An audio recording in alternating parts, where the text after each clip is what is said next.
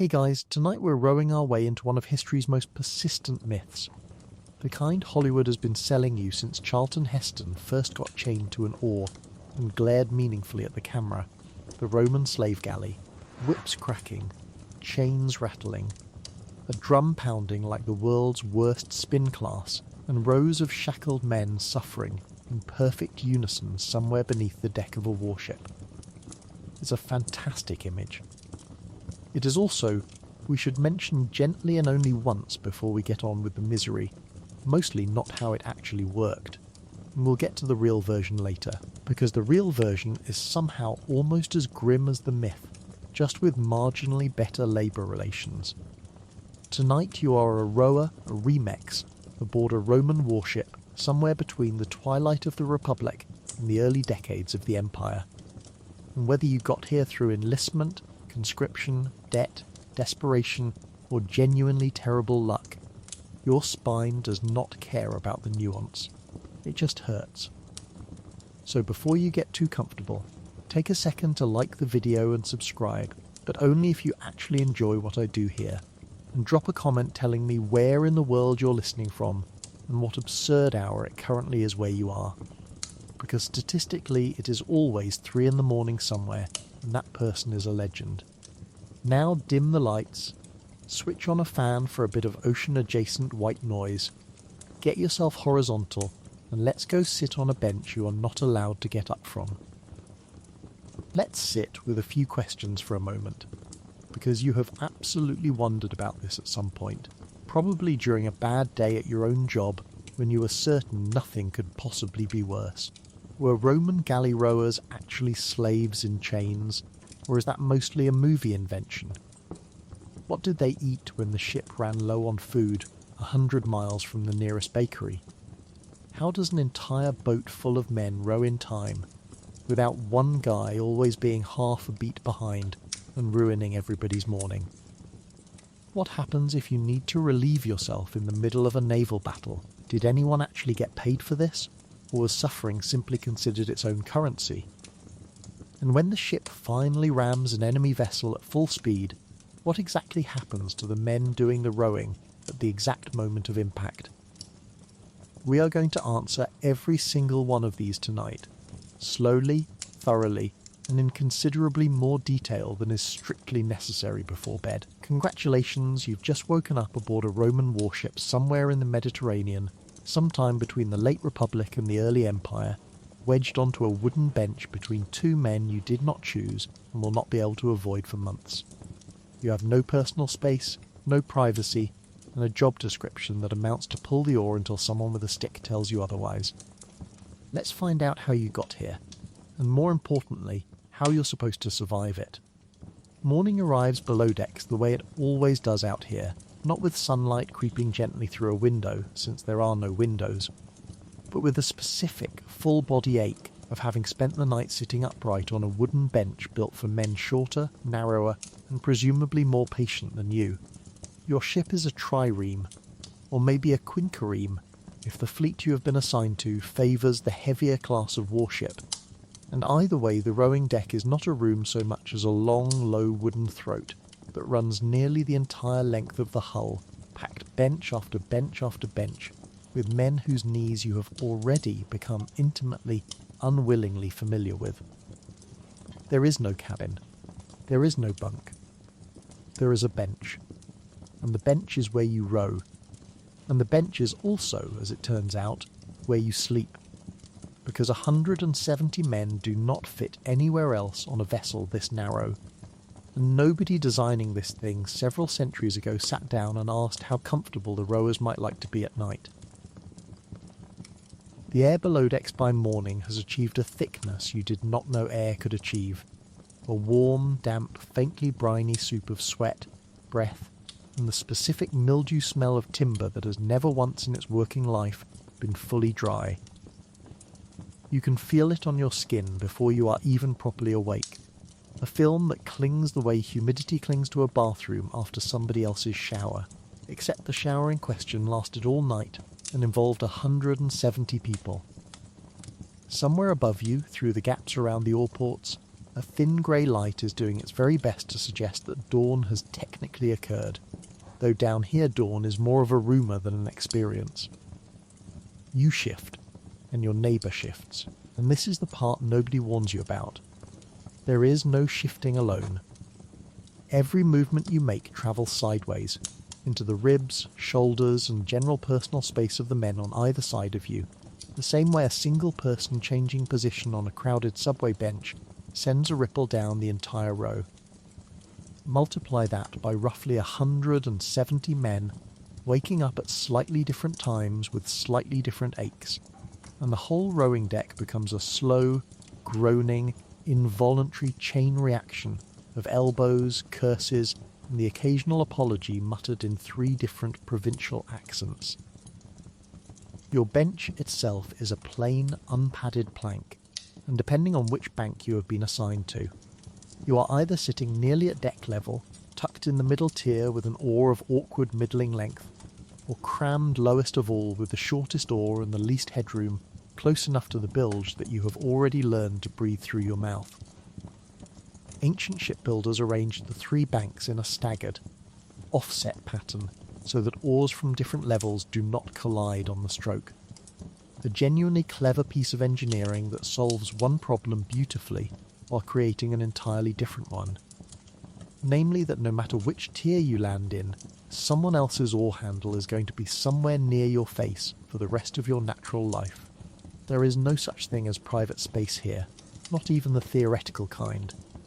Your allotted width on the bench is roughly the span of your own shoulders, no more. Which means the man beside you is not nearby in the way a co-worker in the next cubicle is nearby.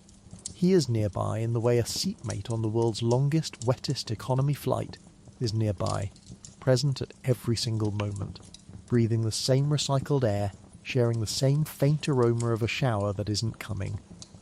You learn his snoring pattern within the first 2 nights. He learns yours. Neither of you has any say in the matter, and neither of you had any say in choosing each other,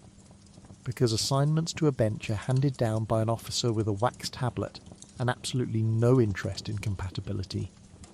Waking up here, then, is less a gentle return to consciousness, and more a full sensory inventory conducted in a specific, unchanging order. First the ache in your lower back from the unpadded bench,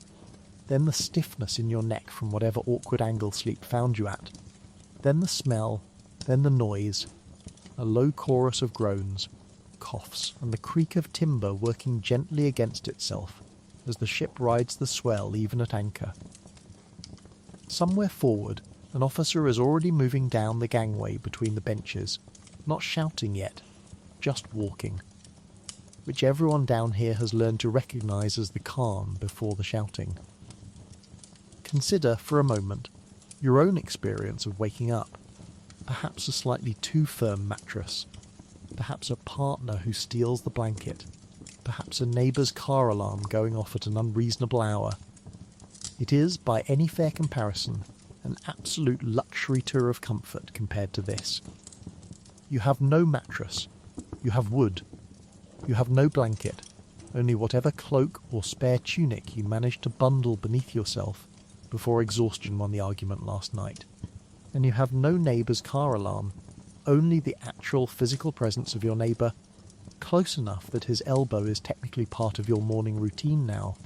whether either of you asked for that or not. The genuinely strange part, the part that surprises you most after the first week, is how quickly your body adjusts to a version of rest that would have seemed impossible before you arrived. You learn to sleep sitting upright. You learn to sleep through the creak of the hull and the snoring chorus and the occasional slap of water against the strakes just beyond a thin plank of wood. You learn, in short, that comfort is not a fixed standard but a moving target, and that the target has just been relocated somewhere considerably lower than you ever imagined it could go. By the time the first proper order of the day rolls down the deck, you have already completed an entire private ritual of waking, stretching what little you can stretch in the space allotted, and silently. Briefly, mourning whatever bed you slept in exactly 1 week ago in your old life, back when getting up in the morning was something you did. rather than something the ship's timetable simply decided for you. The ship's motion itself changes depending on whether you are riding at anchor in some sheltered bay or actually drawn up on a beach for the night, and you have learned to read the difference in your sleep the way a light sleeper back home might distinguish a passing car from an actual knock at the door. Anchored, the hull rocks in a slow, rolling rhythm that eventually lulls even the most reluctant sleeper into something resembling rest. While beached, the whole vessel sits disconcertingly still, tilted at whatever angle the sand happened to leave it, a stillness that feels wrong to a body that has spent weeks calibrating itself to constant motion. Either way, waking up involves a brief, disorienting moment of remembering exactly which version of misery applies this particular morning. Somewhere amid the general chorus of groaning men and creaking timber, a ship's boy, one of the handful of younger crew members assigned to general fetching and carrying rather than a full oar, is already moving between benches with a leather bucket of water for anyone wanting to splash their face into some approximation of alertness, a small kindness that costs the ship almost nothing and buys, in return, a rowing deck that is marginally less resentful for the first hour of the day. You take your share when it reaches you, cold, faintly briny, and entirely inadequate to the task of actually waking you up, though you drink it down gratefully anyway, because gratitude out here has learned to recalibrate itself around whatever small mercies are actually on offer, rather than whatever mercies you might once have expected. Let's get one thing straight before we go any further, because the story of how you ended up on this bench is more complicated and considerably less cinematic than you might expect. Chances are, statistically speaking, you are not a slave in chains, and you never were. This surprises people, mostly because a certain very famous chariot racing epic and its many imitators spent decades insisting otherwise, and it is genuinely difficult to unsee a shirtless Charlton Heston straining against manacles once you have seen it. But the honest, historically documented reality is that most rowers in the Roman navy during this period are free men. And the free men in question generally fall into one of a handful of categories, none of which involve being purchased at auction and dragged aboard against their will. You might be a citizen of relatively humble means, someone for whom naval service is simply a job, a paying trade the same way legionary service is a job, just with worse pay, worse prestige, and a considerably wetter workplace. More likely, if the fleet has drawn from the provinces the way fleets typically do, you are a peregrinus, a free non-citizen from one of Rome's allied or subject territories along the coast. Recruited or levied specifically, because your homeland happens to sit near a decent harbour, and Rome happens to need bodies who already know which end of an oar goes in the water. Coastal communities across the Greek East, along the shores of Egypt, Syria and Pannonia's river fleets, and around plenty of other maritime provinces have for generations supplied exactly this kind of manpower, sometimes willingly, sometimes because a local magistrate found it easier to fill a quota with you than with his own nephew. There is also a very real chance you signed up for this yourself, for entirely practical reasons that have nothing to do with patriotism and everything to do with regular pay, regular rations, and the promise, 26 long years from now, assuming you survive that long, of Roman citizenship at the end of your service, if you did not already have it, along with an honourable discharge and a small parcel of benefits that beat whatever unemployment looked like back home. It is not glamorous, it is also not nothing, and for a poor fisherman's son from a coastal town with limited prospects, a naval oar looks a lot less bad than it looks from where you are sitting right now, mid-blister, at 4 in the morning. Occasionally, and this is worth being honest about rather than pretending it never happened, actual desperate circumstances do put unfree or coerced men on a bench. During the darkest emergencies of Roman history, moments like the aftermath of the disaster at Cannae, when Rome needed a fleet immediately and had run badly short of free manpower, the state did in fact arm and row actual slaves. sometimes with the promise of freedom attached to survival. Civil war fleets during the chaotic final decades of the Republic, particularly those scraped together in a hurry by desperate commanders, occasionally did the same, along with pressing convicted criminals into service as a form of punishment rather than recruitment. So the chained galley slave is not pure invention, it is simply the rare emergency exception being mistaken, centuries later, for the everyday rule. Roughly the equivalent of someone watching a single wartime documentary about rationing and concluding that all modern people live entirely on powdered eggs. You, most likely, are none of those emergency cases. You are simply a working man doing a working man's job, which is somehow both a relief and, in its own quiet way, no comfort at all. Because free or not, citizen or not, the oar in front of you does not know or care about the fine print of your legal status. It demands the exact same number of strokes per minute from a free provincial recruit as it would from a desperate convict. And it will happily ruin your hands and your back, regardless of which category the ship's paymaster has written next to your name on his wax tablet. There is a strange comfort, if you squint, in the ordinariness of it all. You are not a tragic figure plucked from a market and thrown in chains. You are a man who took a job. The way people have always taken jobs that pay reasonably and demand a great deal in return. The way a modern person might take a physically brutal warehouse position because the alternative was worse. Or enlist somewhere far from home because the recruiting office made promises the paperwork later quietly walked back. Rome did not need to enslave you to get you onto this bench. It simply needed you to be poor, coastal, and reasonably strong, and unfortunately, that description fits an enormous number of people across the ancient Mediterranean, you very much included. So when you picture your own arrival here, picture less a dramatic chain gang marched at spear point down to the docks, and picture more a recruiting officer with a list, a modest signing bonus, a promise of citizenship decades down the line, and a slightly too cheerful description of what naval life actually involves. You signed, or your community's quota system signed for you, or your family decided the sea was a better bet than another failed harvest, and here you are, technically a free man, technically employed, technically not enslaved, and yet somehow still sitting on the exact same bench the movies always told you only a slave would occupy. History, it turns out, rarely bothers to be as clean as the story we tell about it later. Earlier in Rome's history, during the Middle Republic, the system worked slightly differently again, drawing heavily on the Soci Navales, allied Italian communities obligated by treaty to supply ships, crews, or both as part of their standing arrangement with Rome, the kind of maritime tax paid in manpower rather than coin. By the period you currently occupy, that older allied system has largely folded into the more centralised structure of the imperial fleet, but the underlying logic persists. Coastal communities supplying the men, Rome supplying the ships, wages and command structure. An arrangement that has simply been formalised and professionalised rather than fundamentally reinvented. You are, in a sense, the inheritor of a recruitment tradition centuries old by the time it finally caught up with you.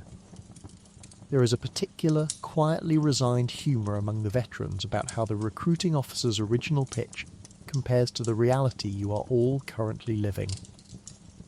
Someone always remembers, with theatrical bitterness, the exact phrase used to describe naval service back when he signed on, generally something involving the word adventure, and someone else always responds with the exact same tired joke about how technically nobody lied,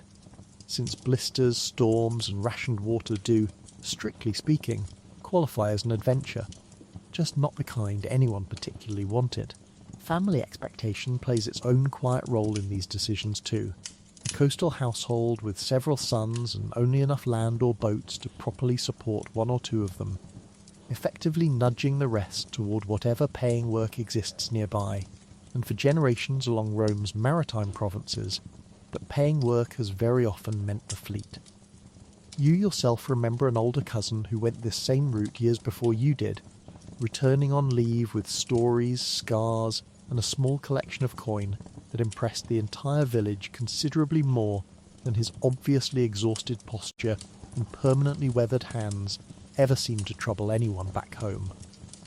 It is entirely possible, you privately admit, that his stories oversold the romance of it all just slightly, a realization you are only now, personally, blister by blister, in a position to properly appreciate. It's time to introduce you to the object you will be spending more hours with than any human being you have ever loved, which is a 15-foot length of Mediterranean fur currently resting across your knees like a judgment. It is heavier than it looks, which is really saying something, because it already looks heavy. Fear is chosen precisely because it is strong without being unmanageably dense, but strong without being unmanageably dense is a description that only makes sense to a shipwright standing on dry land, not to the man who has to lift, angle and haul the thing rhythmically for hours on end.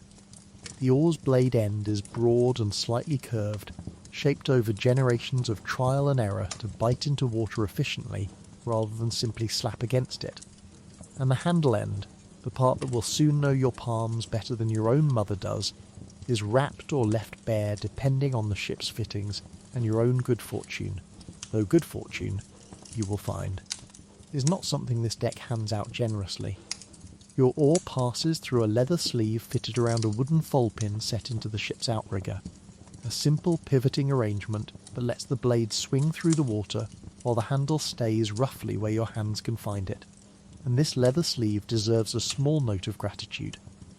because without it every stroke would grind bare wood against bare wood, and the noise alone would drive the entire crew to open mutiny within a single afternoon. Even with the sleeve, the fitting creaks constantly, a small groaning note added to the general chorus of the ship, one more sound your ears will stop registering after the first few days, the same way you eventually stop hearing your own refrigerator hum. Learning the actual stroke takes longer than you expect, and nobody down here is interested in a gentle, patient tutorial. You are shown once, maybe twice, by whichever veteran happens to be seated beside you, and then you are simply expected to keep pace, because the ship does not wait politely for a beginner to find his rhythm any more than a moving conveyor belt waits for someone to tie their shoe. The stroke itself involves leaning forward from the hips, extending your arms and the oar together, dropping the blade cleanly into the water at the furthest reach of your lean, then driving backward with your legs, back and shoulders in a single coordinated motion that pulls the blade through the water and sends the ship, in theory, gliding forward. In practice, your first attempts look considerably less like a coordinated motion, and considerably more like a man being repeatedly startled by a piece of furniture. The blade must enter the water cleanly, without a splash, and exit cleanly too, feathered flat just above the surface on the return stroke, so it does not catch a wave crest or drag unnecessarily, a small technical detail that separates an experienced oarsman from a walking liability. Catch the water wrong, dig too deep or too shallow, and you either lose all the power of the stroke, or very nearly pull yourself clean off the bench. An event known below decks by a term that roughly translates to catching a crab, a phrase that has, remarkably, survived more or less unchanged into modern rowing vocabulary more than 2,000 years later, which tells you something about how universally embarrassing the mistake is, regardless of century. You quickly discover that your oar is not, in any meaningful sense, your own personal possession, the way a modern worker might think of a favourite tool. It belongs to the ship, assigned to your position on the bench rather than to you as an individual, and if you are reassigned, transferred, injured, or simply rotated to a different tier during a refit, the oar stays exactly where it is while you move on to whichever new length of fur awaits you elsewhere. There is something almost humbling about this. The realization that the object defining nearly every hour of your existence does not actually care who is holding it, has held dozens of hands before yours, and will hold dozens more after you are gone, worn smooth in exactly the places where countless other palms once gripped and strained and occasionally bled. By the end of your very first session, your arms feel less like arms and more like 2 lengths of overcooked rope, trembling faintly even at rest, and your palms carry the first faint hotspots that will, within a few more days, blossom into blisters you will learn to think of almost fondly, the way a soldier eventually stops resenting a scar and starts treating it as a kind of resume. The veteran beside you, noticing your obvious exhaustion, offers the sort of blunt encouragement only someone who has done this for years can offer without irony. Something along the lines of, "It gets easier," followed immediately by a pause that suggests he is not entirely convinced that is true. Consider for a moment your relationship with tools back in your old life. A hammer picked up occasionally, a plough handled seasonally, objects you used and then set down and largely forgot about until needed again. This oar offers no such luxury. It does not get set down, it does not get forgotten. For every waking hour that the ship is underway, it is an extension of your own body, as essential and as unglamorous as your own 2 hands, and by the time this voyage ends, you will know its exact weight, its exact balance, and the precise particular groan it makes at the thole-pin better than you currently know the sound of your own voice. Not every oar aboard is identical, and this turns out to matter enormously depending on which of the 3 rowing tiers you have drawn. The uppermost bank, the Thranites, work the longest oars with the widest arc of motion, angled out over the outrigger at a steeper reach, while the lowest tier, closest to the waterline and the bilge alike, manages a shorter oar with a tighter, more cramped motion that trades reach for proximity to the hull's own deafening creak. You have already developed opinions, strong ones, about which tier's oar you would prefer,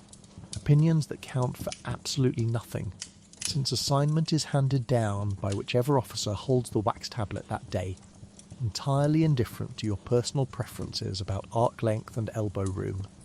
Spare oars are stored carefully below, lashed along the centre line where they are least likely to shift and cause injury in rough weather,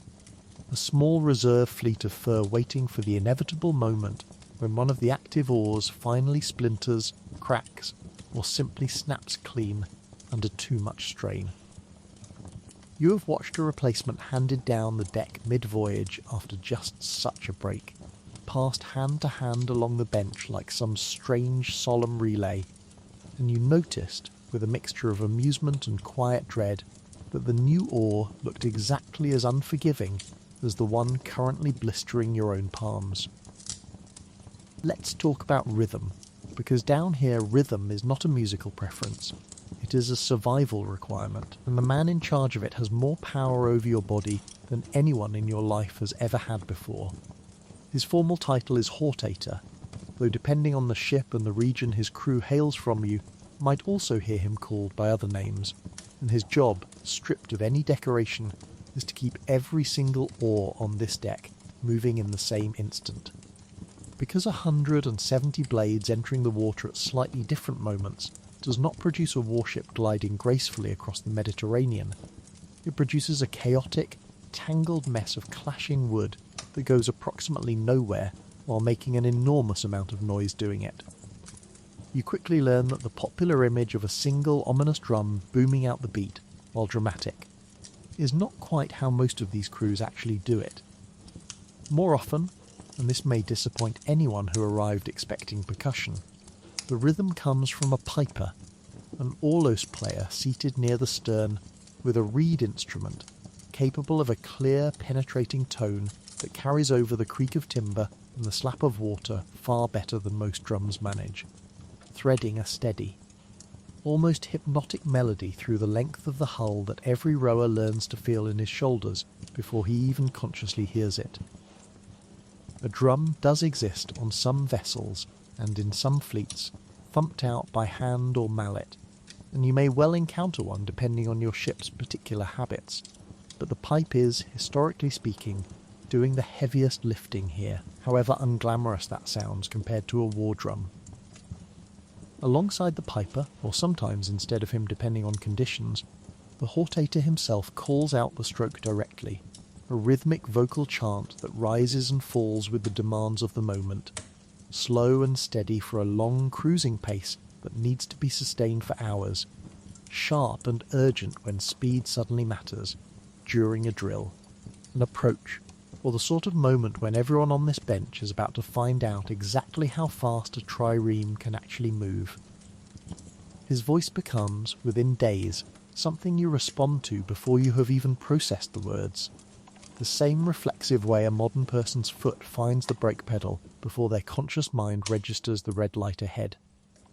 You do not think about the beat. You become the beat, or at least a small, replaceable component of a much larger rhythmic machine that includes you, the man behind you, the man in front of you, and roughly 166 other men you have never had a proper conversation with. The consequences of falling out of time are immediate and thoroughly unpleasant, and not merely because an officer somewhere is annoyed. A rower who catches the beat wrong can foul his own oar against the oar of the man ahead or behind, sending both blades into a tangle that can crack wood, jam the stroke of an entire section, and in the worst cases, snap an oar clean off at exactly the moment the ship most needs full power, during a chase, an escape, or a naval engagement where being half a second slow is the difference between ramming the enemy and being rammed yourself. So the pressure to stay locked to the rhythm is not merely social embarrassment, though there is plenty of that too. It is a genuinely practical matter of the whole ship's survival, which somehow makes an already exhausting task feel considerably heavier. You notice, within your first few days, that the Hortator's rhythm changes constantly according to purpose, and learning to distinguish these changes becomes its own small unspoken skill. There is the long, patient cruising stroke used for open water crossings, conserving energy across hours that might stretch into an entire day, a beat so steady it becomes almost meditative once your body finally stops fighting it. There is the quicker, sharper stroke used for manoeuvring in tight quarters, entering or leaving a harbour, threading between other vessels, a rhythm that demands crisper attention and rewards no daydreaming whatsoever. And then there is the battle stroke, reserved for the terrifying handful of minutes when the triarch calls for ramming speed, a rhythm so fast and so relentless that your arms, lungs and legs are all screaming roughly the same complaint by the 30th stroke, and yet somehow you keep going. Because the alternative to keeping going is considerably worse than mere exhaustion. There is a strange, almost intimate quality to how completely this stranger's voice or pipe comes to govern your body. Back in your old life, nobody controlled the rhythm of your own muscles this directly. Not an employer, not a parent, certainly not a piece of reed and wood being blown by a man you have exchanged perhaps a dozen words with total. Out here, his tempo becomes your heartbeat in the most literal sense available to you, dictating not just when you move, but how hard, how long, and how much of yourself you have left in reserve for whatever the day still has planned. Consider, for comparison, the last time a piece of music genuinely dictated your physical behaviour. Perhaps a gym class you dreaded, perhaps a workout video you abandoned halfway through, out of sheer stubborn refusal to keep pace with a suspiciously cheerful instructor. Now imagine that same instructor holding, functionally, some influence over whether you survive the next hour, whether your ship out manoeuvres an enemy or gets rammed broadside, whether your own oar shatters against your neighbour's out of simple rhythmic carelessness. The piper does not know your name. He does not know your story, your family, or the fact that your hands are already bleeding. He knows only the beat, and out here, that turns out to be more than enough to run your entire life. Beyond the pipe and the Hortator's own voice, larger fleet manoeuvres rely on a further layer of signalling entirely beyond your own bench. Flags raised on the flagship by day, torches or lanterns arranged in specific patterns by night, relaying the fleet commander's intentions down through each individual triarch before ever reaching your own Hortator's rhythm. You have no direct view of any of this, positioned as you are below decks with your entire visible world reduced to the man in front of you and the man behind, and yet every decision made several ships away and several ranks above eventually arrives at your own bench in the form of a slightly faster or slightly slower beat, an entire chain of command compressed by the time it reaches you, into nothing more than a change in tempo. You have noticed too that different ships within the same fleet develop their own subtle rhythmic personality, the same basic cruising stroke executed at a slightly different natural tempo depending on the particular Hortator's habits and the particular crew's collective temperament, the way two choirs singing the identical hymn somehow still sound distinctly like themselves. Veterans who have served on multiple vessels claim they can recognise a former ship's rhythm from memory alone, a peculiar kind of nostalgia that only makes sense to a man who has spent long enough with his own body enslaved, however willingly, to somebody else's beat. It's time for breakfast, and no, that does not mean a warm loaf and a soft-boiled egg, because breakfast on a Roman warship is less a meal and more a small, grim negotiation with whatever survived the voyage so far. The centrepiece of your ration, most mornings, is a hard, dense biscuit known as buxolatum, twice baked specifically to drive out every trace of moisture so it can survive weeks in a supply hold without turning into something actively dangerous, and the result is an object that behaves less like bread and more like a small architectural tile that happens to be technically edible. You do not simply bite into it, not unless you enjoy the sensation of your own teeth negotiating directly with your skull. You soak it, in wine if you are fortunate enough to have any left in your ration, in water if you are not, in the thin, sour posca that most of the crew drinks anyway, letting the biscuit slowly surrender its rock-like posture until it becomes something closer to a dense, slightly gritty porridge that at least does not require dental surgery to consume. Alongside the biscuit, on a reasonably well-supplied voyage, you might find a portion of hard cheese, a handful of dried figs or olives if the ship recently restocked at a friendly port, and occasionally, gloriously, a strip of salted pork or fish, cured heavily enough that it has traded almost all of its original flavour for the ability to survive a Mediterranean summer without spoiling outright. This is, by any modern standard, an extremely limited menu, monotonous in the specific way that only military rations manage to be monotonous, the same handful of ingredients rotated and re-rotated until you could recite the week's meals in your sleep, assuming you had the energy left for dreaming rather than simply collapsing. Weevils are, at this point in the voyage, less an occasional disgusting surprise and more a quietly accepted dietary supplement. You learn quickly to tap your biscuit against the bench before eating, not out of superstition but out of practical experience,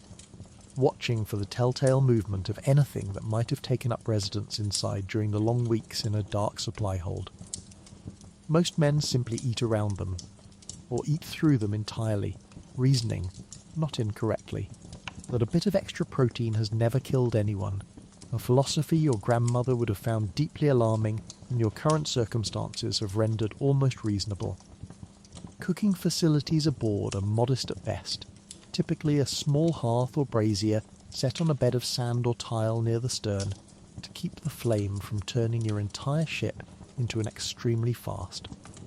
extremely fatal bonfire, and it is used sparingly, mostly for the officers and marines rather than the full rowing complement, since keeping a fire safely contained aboard a wooden vessel packed with 170 men and stacks of dry supplies is a genuinely nerve-wracking undertaking that nobody wants extended any longer than absolutely necessary. Most days your breakfast is eaten cold, at your bench, in the brief window before the Hortator's rhythm resumes, and eating stops being an option for several more hours. There is a particular etiquette to eating in such cramped quarters that you absorb within your first few meals without anyone formally teaching it to you. You eat with your hands, quickly, without much ceremony, angling your body slightly so your elbows do not become a weapon against your neighbour's ribs, and you learn not to linger. because lingering over a meal is a luxury reserved for men who are not about to be ordered back to their oar the moment the hortator decides breakfast time is officially concluded. Conversation happens in short bursts between mouthfuls, mostly complaints, occasionally a joke, rarely anything approaching the leisurely breakfast conversation you might remember from your old life. Back when eating and talking did not both have to compete for the same brief, precious window of time. Supply runs matter enormously here, because a ship's entire ration schedule depends on regular resupply at friendly ports, and a voyage that runs longer than planned, delayed by weather, strategy, or simple bad luck, quickly turns even the modest buxalatum and cheese routine into something considerably leaner. Quartermasters ration carefully, aware that a crew running short on food rows measurably worse, moves measurably slower, and complains measurably louder. 3 outcomes no officer wants to explain to a superior after the fact. You have heard stories, the kind traded quietly between veterans during a lull, of voyages where supplies ran critically short, and men ended up eating things technically classified as food only under considerable duress. And you have decided, wisely, not to ask for further detail before your own next meal. Consider, for a moment, your own breakfast back home. Buttered, warm, chosen from a natural selection of options, eaten while sitting comfortably rather than wedged into 4 inches of bench space between 2 men whose personal habits you have not chosen and cannot escape. Out here, breakfast is fuel first, and pleasure a distant theoretical second. A soaked biscuit, a scrap of salted meat, maybe an olive if fortune has smiled on the supply officer recently. Consumed rapidly before the pipe calls you back to the oar. You eat it anyway, gratefully, because the alternative is rowing on an empty stomach, and even a biscuit with unwelcome protein beats that particular fate every single time. Sharing what little variety exists becomes its own small daily economy among the men on your bench, a trade conducted almost entirely without coin. A dried fig swapped for a larger portion of cheese, a particularly well-preserved strip of pork traded for someone's willingness to take an extra bailing shift later that afternoon. You have already made your first few trades of this kind, learning quickly which of your benchmates values salt over sweetness, which one has a genuine, near-religious devotion to olives, and will trade almost anything to secure an extra one. Small negotiations that matter enormously in a world where actual choice about your diet is otherwise non-existent. Feast days, on the rare occasions the calendar or a recent victory produces one, briefly transform the whole grim routine. An extra ration of wine, perhaps genuinely fresh bread if the ship happens to be in port, a mood among the crew that shifts, if only for an afternoon, from grim endurance into something almost resembling celebration. You have learned to treasure these days disproportionately, the way anyone learns to treasure rare good fortune inside an otherwise unforgiving routine, filing away the specific memory of a decent meal the same careful way you might once have filed away memories of an actual holiday. Let's talk about thirst.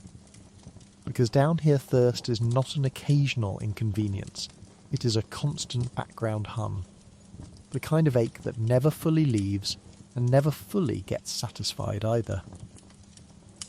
Fresh water is, without exaggeration, the single most valuable cargo your ship carries, more precious than the grain in the hold, more closely guarded than the pay chest. Because a warship can survive short rations of food for a surprisingly long time, but 170 men rowing at hard labour under a Mediterranean sun cannot survive short rations of water for anywhere near as long. And everyone from the trierarch down to the newest recruit understands this arithmetic instinctively. Water is stored in large ceramic amphorae or wooden casks stowed low in the hull, doled out by the quartermaster in careful measured portions rather than left available for anyone to help themselves to whenever thirst strikes. Because an unsupervised crew with unlimited access to the water supply would, quite reasonably, drink the ship dry within a matter of days, Your daily ration arrives mixed, more often than not, with a splash of cheap sour wine, creating the diluted drink known as posca, a habit that began as simple practicality, since wine's mild acidity helps mask the increasingly stagnant taste of water that has been sitting in a ceramic vessel for weeks in a warm hold, and continued because it turns out to genuinely help against the worst of the bacterial unpleasantness that plain stored water eventually develops. Posca has a reputation, and not always a flattering one, sharp, vinegary, an acquired taste that soldiers and sailors across the empire have grumbled about for generations, and yet it remains somehow considerably more appealing than the water it was invented to improve, which tells you everything you need to know about the water. You learn quickly to treat every ration as though it might be your last for several hours, sipping with a discipline that would have seemed excessive back in your old life, where a cup of water was something you reached for absent-mindedly a dozen times a day without a second thought. Out here, water is portioned, tracked, and occasionally argued over, and a man who gulps his entire ration in one thoughtless swallow during the cool of morning has nobody to blame but himself when the afternoon sun turns the rowing deck into something resembling a covered oven and his throat has nothing left to work with. The taste itself, even under ideal circumstances, rarely resembles anything you would call refreshing. Water stored for weeks in ceramic or wood develops a flat, faintly metallic or mildewed character that no amount of optimism improves. And on a longer voyage, when the good casks have been worked through and the ship is drawing on its reserve supply, the flavour can shift towards something considerably less pleasant, closer to what you might imagine a very old, very damp basement tastes like, if basements had a taste, which after enough weeks aboard you have started to genuinely wonder about. Rationing tightens considerably during a long open water crossing, where no friendly port lies within easy reach, and the quartermaster's measuring cup becomes, in these stretches, one of the most closely watched objects on the entire ship.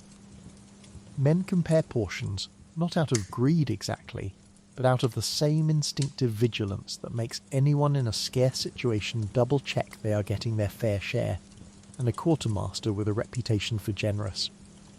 Even Measures earns a kind of quiet respect that outranks almost anything else he could do to win the crew's goodwill. A stingy or careless one,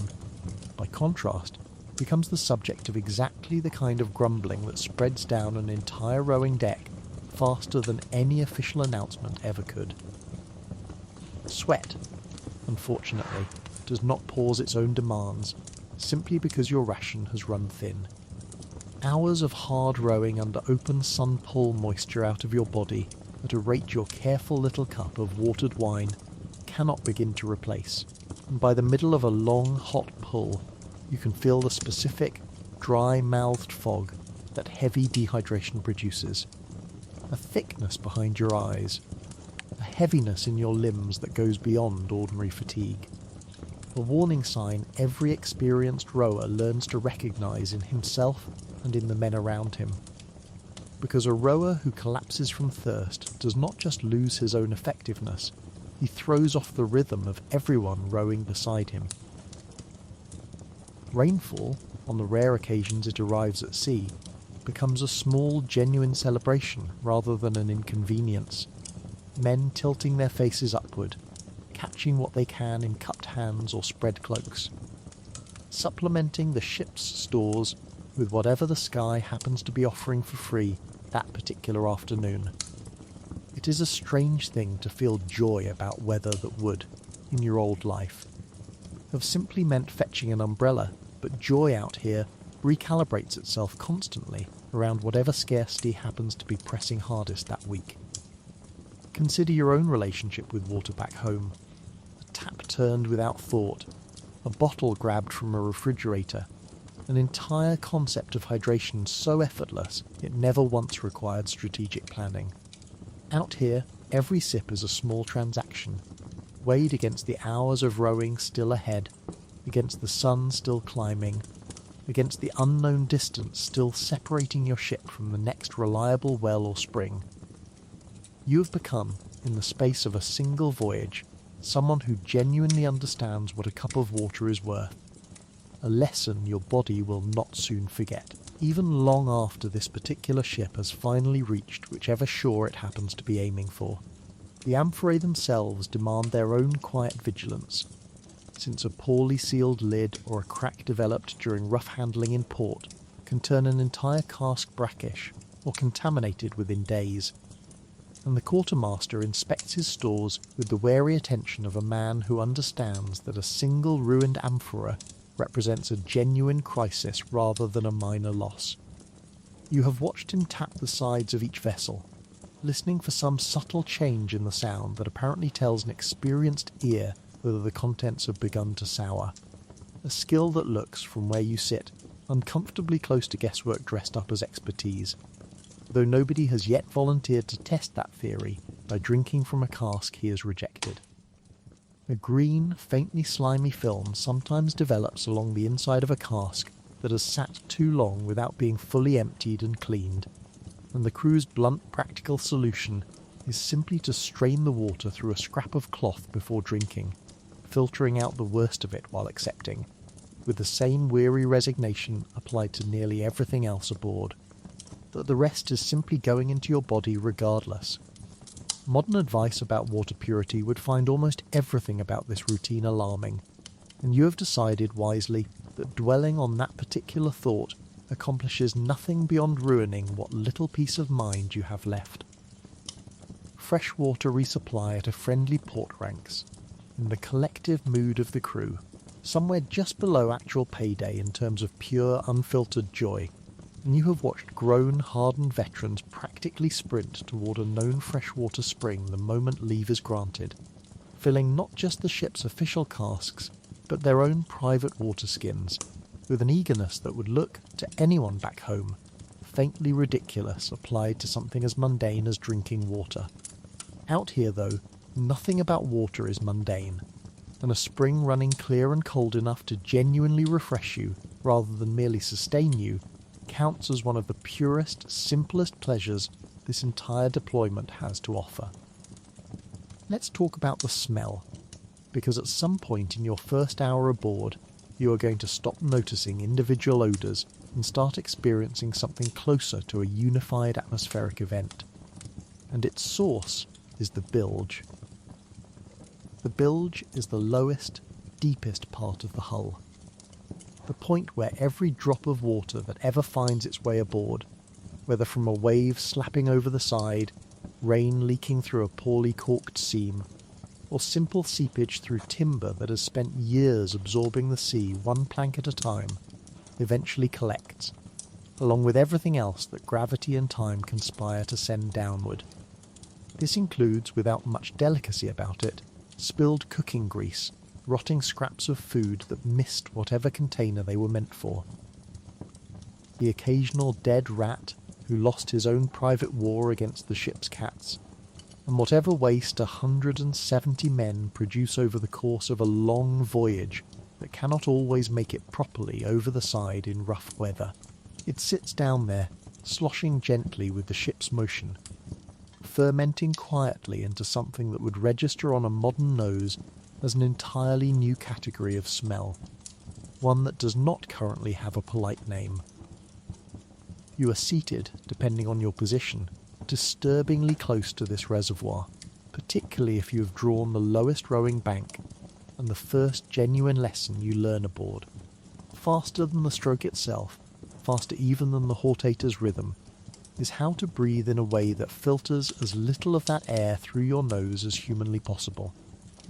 Experienced rowers develop an almost unconscious shallow breathing technique, mouth slightly open, chest doing as little work as it can get away with. A survival skill nobody teaches formally, but everybody picks up within the first miserable day. Bailing the bilge is a constant, unglamorous chore, assigned in rotation among the crew, and you will, at some point during this voyage, find yourself down in that lowest, darkest part of the hull with a bucket, scooping out foul-standing water by hand because the ship's rudimentary bilge pump, when it exists at all, can only manage so much on its own. It is, by any reasonable measure, the least desirable job on the entire vessel, ranked somewhere below cleaning up after a seasick shipmate, and only marginally above being personally responsible for losing the anchor. And yet it must be done, regularly, because an unbailed bilge does more than smell bad, it adds real. Dangerous weight low in the hull, weight that affects how the ship handles in a swell, weight that in the worst case scenario can genuinely threaten the vessel's stability. The smell itself evolves as the voyage progresses, in ways you would not have thought possible before experiencing it firsthand. Early on, fresh from a proper cleaning at the last port, it is merely unpleasant, dank, mildewy undertone beneath everything else. By the third week of a long crossing, it has developed genuine character, a rich, complex, almost architectural stench, built from layers of decay that no single cleaning could ever fully address, since new contributions arrive daily faster than the old ones can be scooped out. Sailors and marines who spend most of their time on the open deck above develop, over time, a mild condescension toward the rowers below decks that has less to do with actual class distinction and more to do with pure, practical self-preservation. Nobody particularly wants to linger near the source of that smell longer than duty strictly requires. There is a strange, dark humour that develops around the bilge among the men who live closest to it,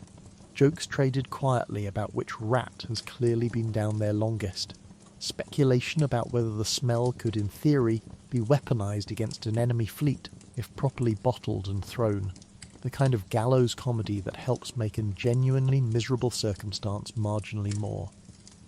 bearable through sheer collective agreement to laugh about it rather than dwell on it. You learn this humour quickly,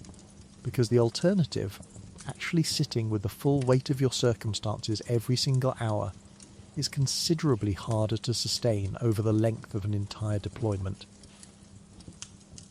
Vermin thrive down here in numbers that would alarm any modern pest control service into an early retirement. Rats move freely between decks, drawn by the food stores and the bilge both, and the ship's small population of cats, kept specifically for this purpose, wage a constant, only partially successful campaign against them. You have already learned not to leave any scrap of food unattended for even a moment. Having watched a rat make off with an entire piece of dried fish belonging to the man 2 benches over, an event that produced more genuine crew-wide outrage than several actual disciplinary incidents combined. Consider for comparison your own experience of unpleasant smells back home, a full trash can left out too long perhaps, or a refrigerator item forgotten well past its prime. Multiply that smell by the volume of an entire ship's hold, season it with rat, human waste, and several weeks of unaddressed cooking grease, and you begin to approach something resembling the actual daily atmosphere of the lowest deck. You do not get used to it, not exactly, not in the sense of no longer noticing. You simply develop, out of pure necessity, an ability to function alongside it, the same grim, adaptive skill that lets a person survive nearly anything given sufficient time and absolutely no alternative. Veteran rowers assigned permanently to the lowest tier have picked up, over the years, an entire private vocabulary for describing the bilge moods, a good day being one where the smell merely announces itself politely upon waking, a bad day being one where it actively follows you back up onto the open deck and lingers in your clothes for hours afterward. You have started, without quite meaning to, adopting this same vocabulary yourself, checking each morning's specific atmospheric character the way a farmer might check the sky, an entirely involuntary form of expertise you never once aspired to developing. Occasionally, when a stretch of particularly foul weather forces the ship to remain sealed up tighter than usual, the smell concentrates to a degree that even the most hardened veterans admit, in the careful, understated way sailors admit to anything, is genuinely rough going. On these days, the small mercy of a stiff crosswind finding its way through the oar ports counts as an actual blessing, and you have caught yourself more than once, silently thanking a headwind for services rendered that no headwind back in your old life ever needed to perform. Let's talk about your hands, because the ones you woke up with a week ago and the ones currently attached to your wrists are, for practical purposes, 2 entirely different pieces of equipment. The first few days aboard produce the kind of damage you might expect. Hot, angry blisters rising across your palms and the base of your fingers wherever the oar handle rubs hardest. Thin skin bubbling up in protest against friction it was never designed to withstand for hours at a stretch. You try, in the beginning, to adjust your grip, to shift the angle slightly, to spare the worst of the damage, and this works for approximately no time at all, because the stroke itself does not bend to accommodate your comfort. And within a day or two, the blisters you were nursing so carefully simply burst on their own, leaving raw, weeping patches that make every subsequent stroke feel like gripping a hot coal with deliberate enthusiasm. Veterans watch new rowers go through this stage with the weary patience of men who remember their own first week vividly and have no particular desire to relive it through excessive sympathy. Someone, usually the man seated beside you, eventually offers the one piece of advice that actually helps, which is not to protect the blisters, but to let them do what they are trying to do: burst, dry, and toughen, because fighting the process only prolongs it. It is not comforting advice. It is, however, correct, and within roughly 2 weeks your palms have begun the slow architectural project of building actual callous, thick, yellowed pads of hardened skin that no longer register the oar's friction as pain so much as simple, familiar pressure.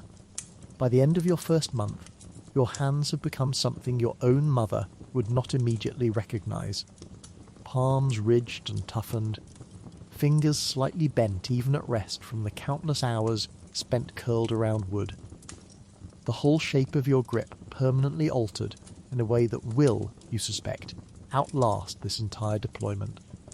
Veteran rowers can be identified almost at a glance by their hands alone, a fact that becomes useful in unexpected ways, since a recruiting officer or a suspicious innkeeper ashore can tell a genuine experienced oarsman from a fresh conscript simply by asking to see his palms, the same instinctive shorthand a modern employer might use when checking whether a job applicant's stated experience actually matches the wear on their hands. The calluses themselves are not without their own problems, despite solving the original one.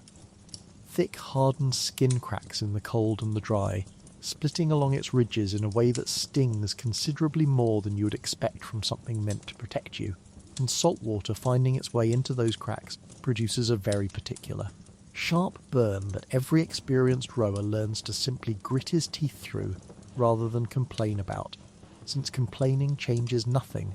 and the next stroke is coming regardless of how your hands currently feel about it.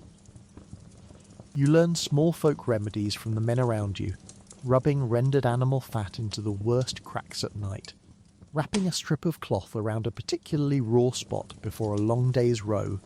tricks passed down not through any formal training, but through the same quiet, practical oral tradition that governs most of shipboard survival.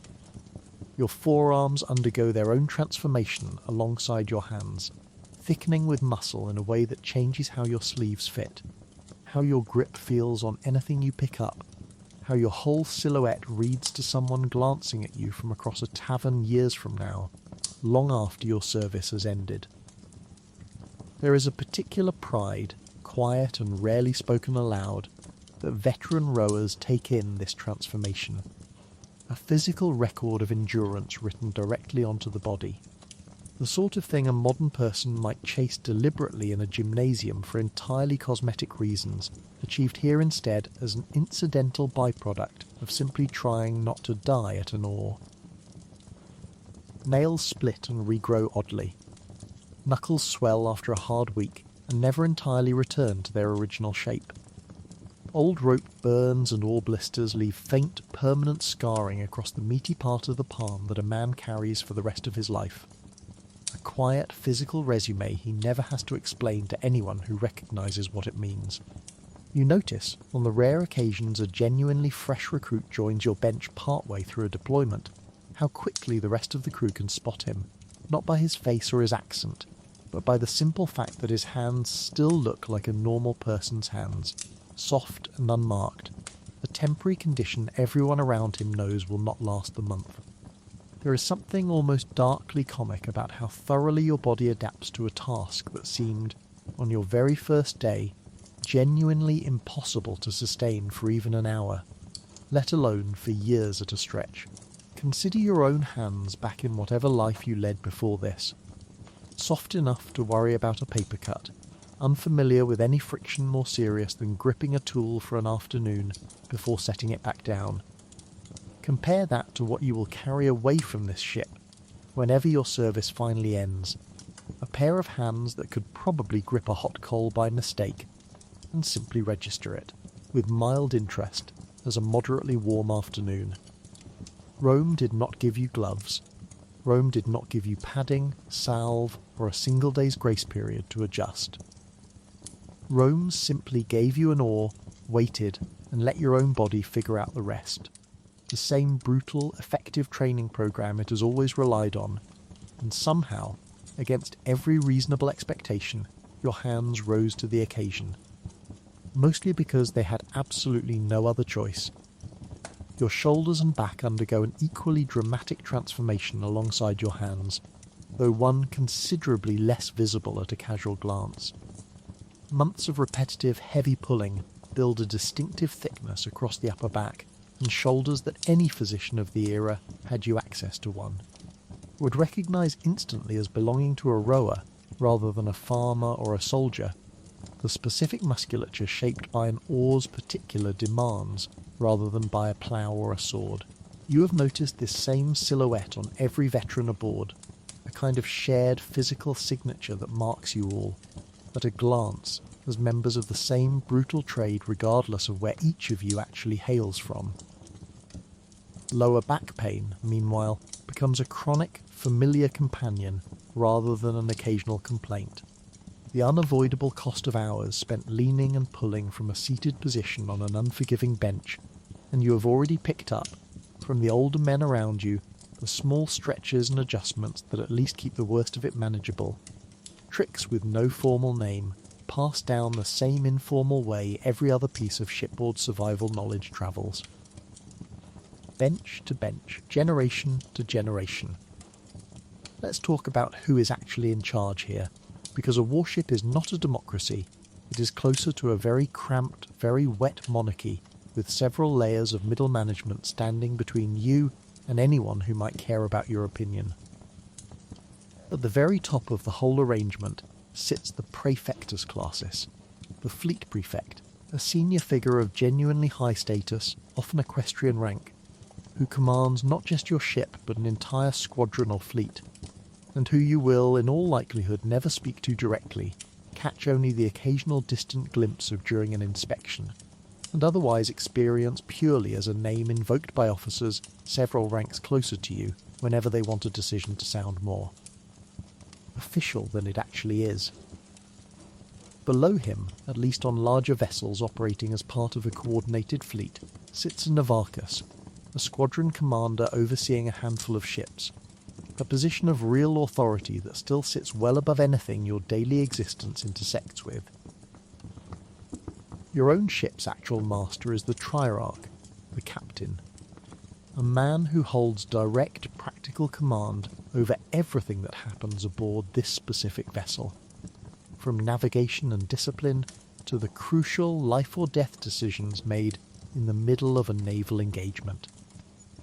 He is not, generally speaking, an aristocrat slumming it for a season, though the position does carry real social standing, and a competent triarch is someone the entire crew, rowers included, quietly hopes they have been assigned.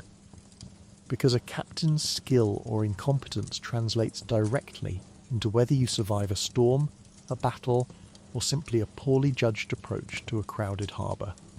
You have already formed opinions about yours,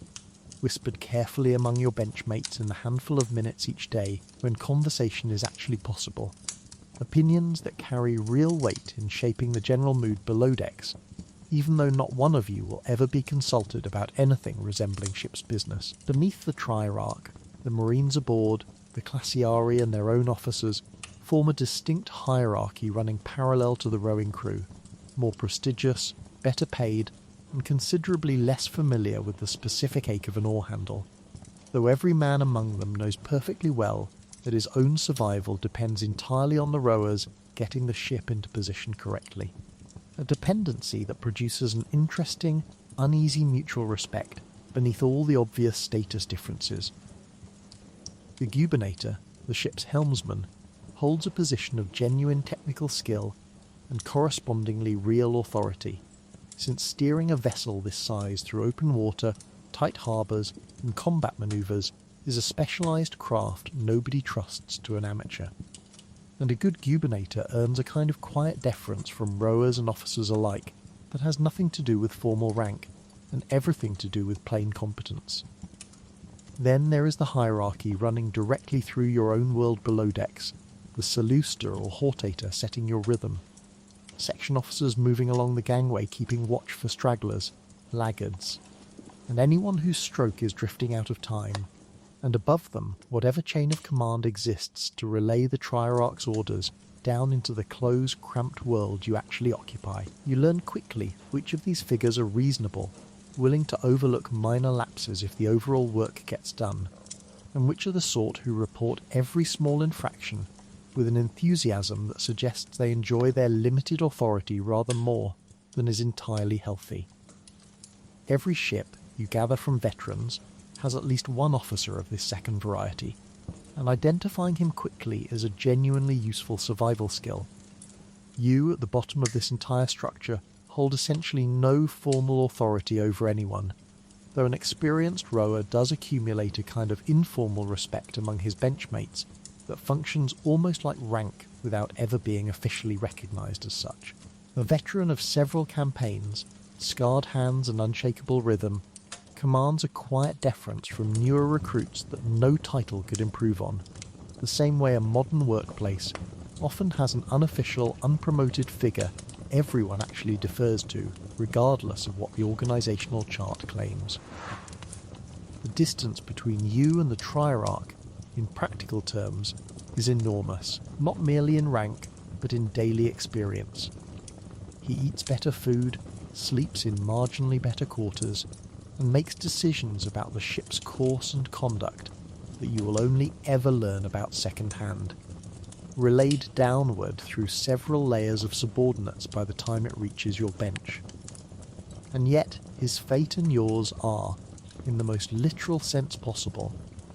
physically inseparable, because the same wave that swamps the deck reaches you both, the same enemy ram that strikes the hull threatens you both, and no amount of rank protects a Triarch from the consequences of his own poor decisions once the sea or the enemy has made its judgment. Consider, for comparison, your own experience of workplace hierarchy back in civilian life. A boss, perhaps a boss's boss. Distant executives you never personally interacted with, but whose decisions nonetheless shaped your daily existence in ways large and small. This is that same structure, compressed onto a vessel roughly the length of a modern swimming pool, with considerably higher stakes attached to every single layer of command, and with absolutely no possibility of simply walking out the door if you find your immediate supervisor unreasonable. You are, for the length of this deployment,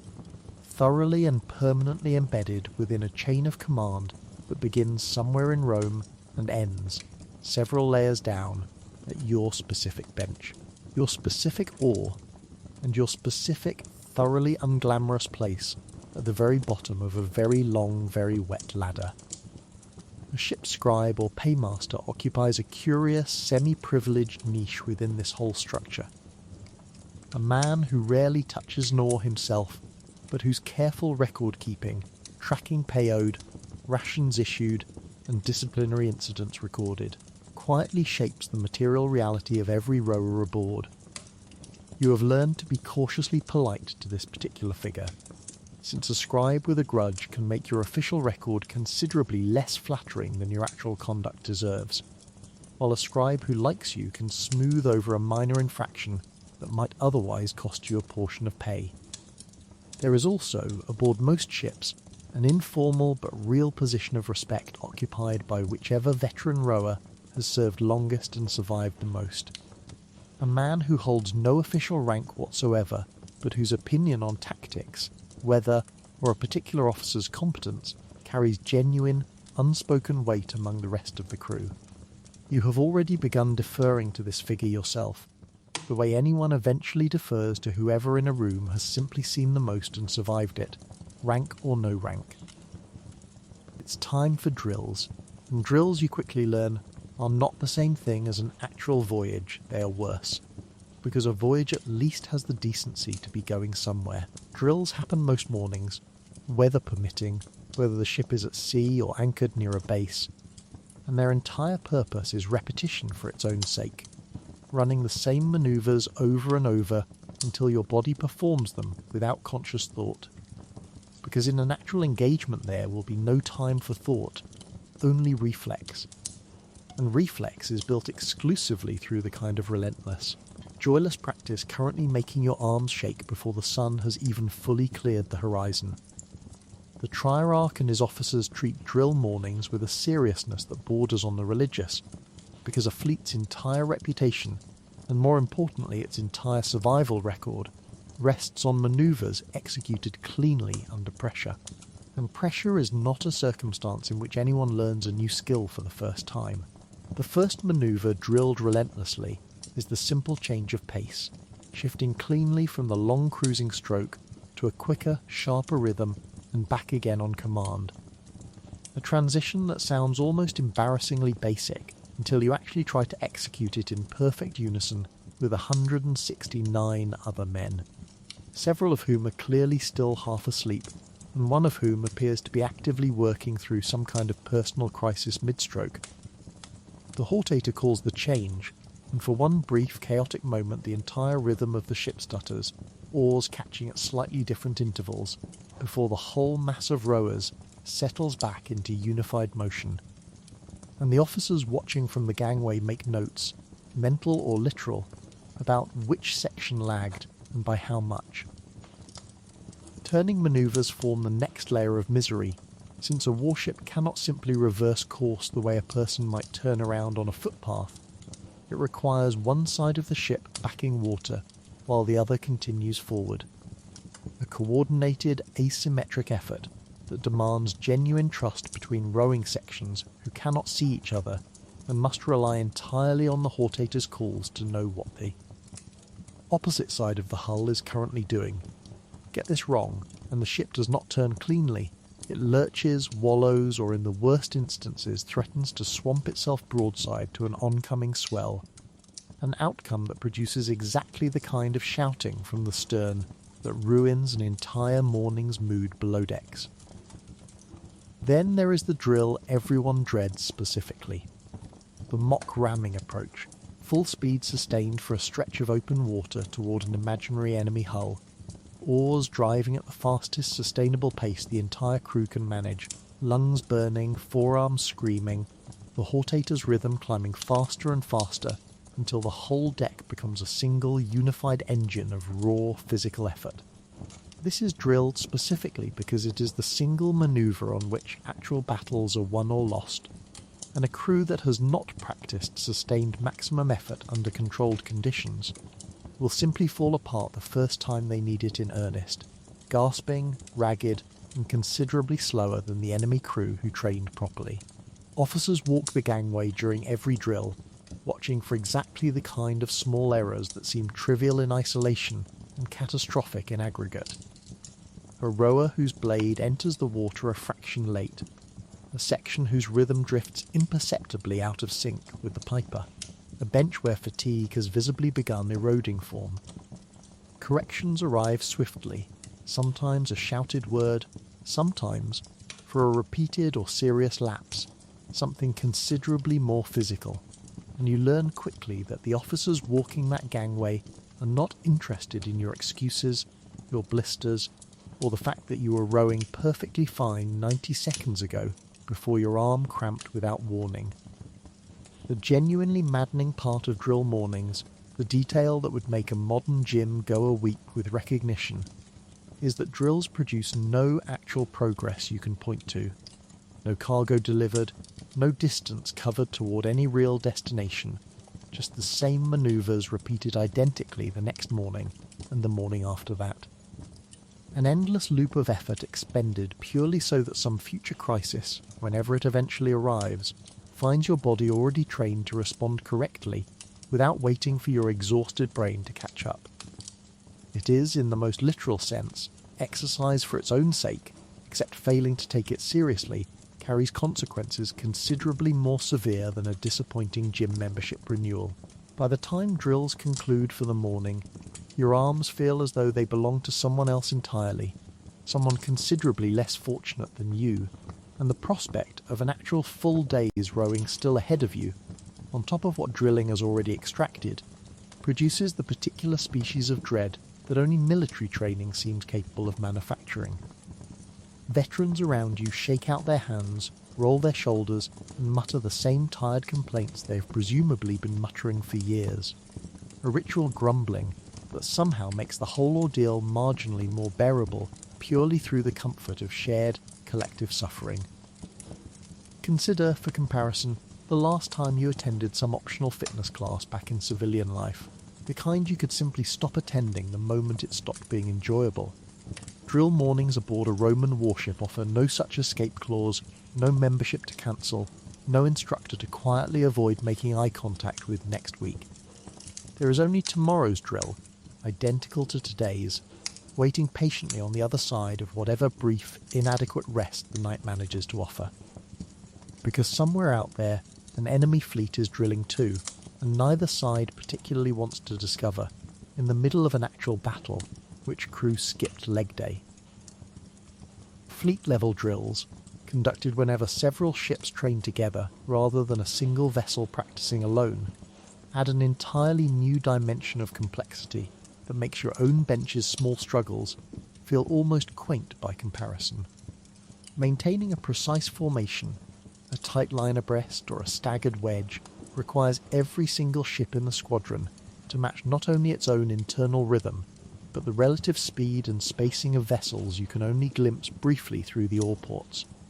A coordination problem so complex that even veteran triarchs occasionally misjudge it. Drifting a few crucial feet out of position and earning a visibly unimpressed signal flag from the fleet commander's own ship. You have come to recognise, purely through repeated exposure, the specific tension that settles over the deck during a fleet exercise, a tension considerably sharper than during your ship's own solitary drills. Since a mistake here is witnessed not just by your own officers, but by every other crew in the squadron, and reputation among fellow ships matters enormously to men who will likely fight alongside, or occasionally against, these exact same vessels again before their service concludes. Let's talk about the men standing above you on deck in bronze and iron, because their war and your war are, in almost every meaningful sense, two completely different jobs happening on the same boat. The Classiari, the Marines assigned to your ship,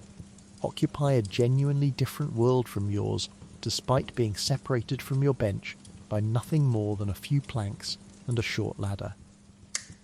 They train primarily for close combat, boarding actions, and the grim, direct business of killing or being killed with sword and javelin at close quarters, while you train primarily for the equally grim, equally direct business of moving several tons of warship through open water at speed without collapsing. Their armour alone marks the difference instantly: segmented plate or mail across the chest, a helmet, a shield, equipment that costs real money and requires real maintenance, none of which you have ever been issued, because nobody expects a rower to fight in the conventional sense, only to keep rowing until someone tells him the fighting part of the day has concluded. You notice within your first week aboard a certain mutual wariness between the two groups that never quite resolves into open hostility, but never entirely disappears either. The Marines, many of them recruited with an eye toward eventual transfer into the legions proper, tend to regard themselves as soldiers first, and sailors only incidentally, a status distinction they are not always shy about implying, sometimes directly, in the handful of interactions that occur between deck and bench. Rowers, for their part, harbour a quiet, practical resentment toward men who get to stand upright in fresh air for most of the voyage, while you sit hunched in a hull that smells like the inside of a very old boot, an imbalance that no amount of official rank difference makes emotionally easier to accept. And yet the two groups depend on each other with a completeness that neither side can comfortably ignore for long. A marine's sword arm means absolutely nothing if the rowers cannot get the ship into position for boarding,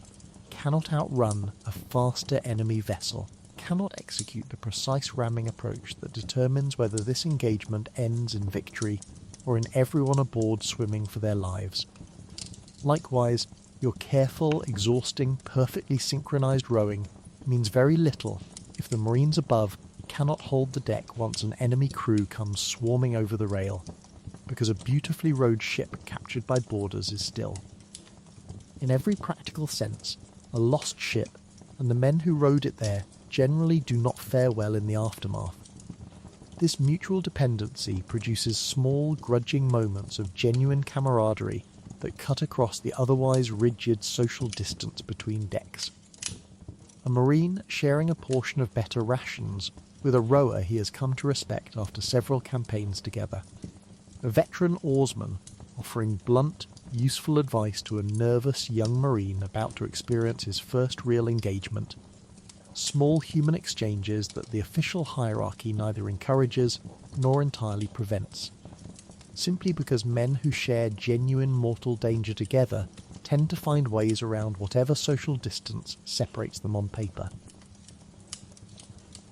The Marines' war looks, from your vantage point below, considerably more dramatic and considerably shorter in duration than yours.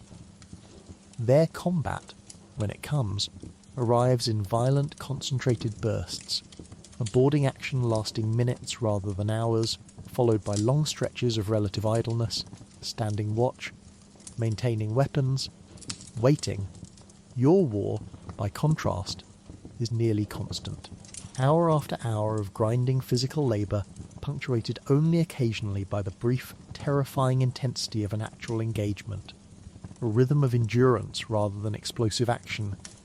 The difference between a sprinter's career and a marathon runner's, except neither of you chose your particular event and both of you can die in it regardless. You have watched. On the rare occasions you catch a glimpse up the ladder during a lull,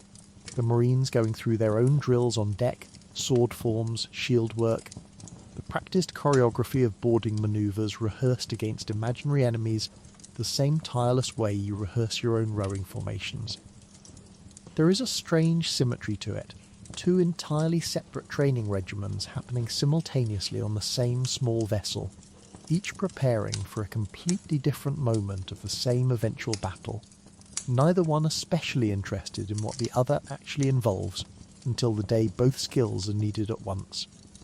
Consider, for comparison, the different departments of any large modern workplace. The people who build the product and the people who sell it, rarely fully understanding each other's daily grind, occasionally resentful of imagined privileges the other group enjoys, and yet entirely dependent on each other for the whole enterprise to function at all. Your ship is no different, just considerably more cramped, considerably more dangerous, and considerably less forgiving of the kind of interdepartmental friction that, in an office, might simply mean a passive-aggressive memo, and out here might mean an uncoordinated, catastrophically mistimed approach to an enemy hull. You and the Marines above you are fighting, in the most literal sense, the same war. You are simply fighting two entirely different versions of it, on opposite sides of the same few planks, and somehow, more often than not, making it work anyway. The Marines' equipment, when you catch a proper look at it during an inspection or a rare shared meal, represents a genuinely different order of investment than anything issued to the rowing deck. Segmented armour requiring regular maintenance, a proper shield with its own particular upkeep, weapons that need sharpening and oiling with a dedication you simply do not extend to your own oar, however much time you spend with it. You have occasionally wondered, idly, during a long stretch of rowing, what it might feel like to carry that much metal into a fight, rather than simply showing up with an oar and whatever dagger the ship happened to issue. And the Marines, for their part, occasionally wonder aloud what it might feel like to sit for hours pulling wood through water, rather than standing ready in full kit. Neither side, you suspect, would actually trade places if genuinely offered the choice. Off-duty, in the brief windows when both groups actually share space rather than simply working near each other, A certain amount of good-natured gambling and storytelling bridges the gap more effectively than any official policy ever could. Dice games conducted with the same intensity below decks as on deck, Marines and rowers alike losing small sums to each other with the specific cheerful bitterness that gambling always seems to produce regardless of century or profession. You have won, and considerably more often lost, small amounts to a particular Marine who claims an almost supernatural run of luck, and you suspect, privately, that his luck has rather more to do with a set of dice he never lets anyone else examine too closely. Let's talk about weather, because the sea that looked merely unpleasant an hour ago has just decided, with no consultation whatsoever, to become actively hostile. Roman naval planners are not, it turns out, nearly as reckless about this as popular imagination sometimes assumes.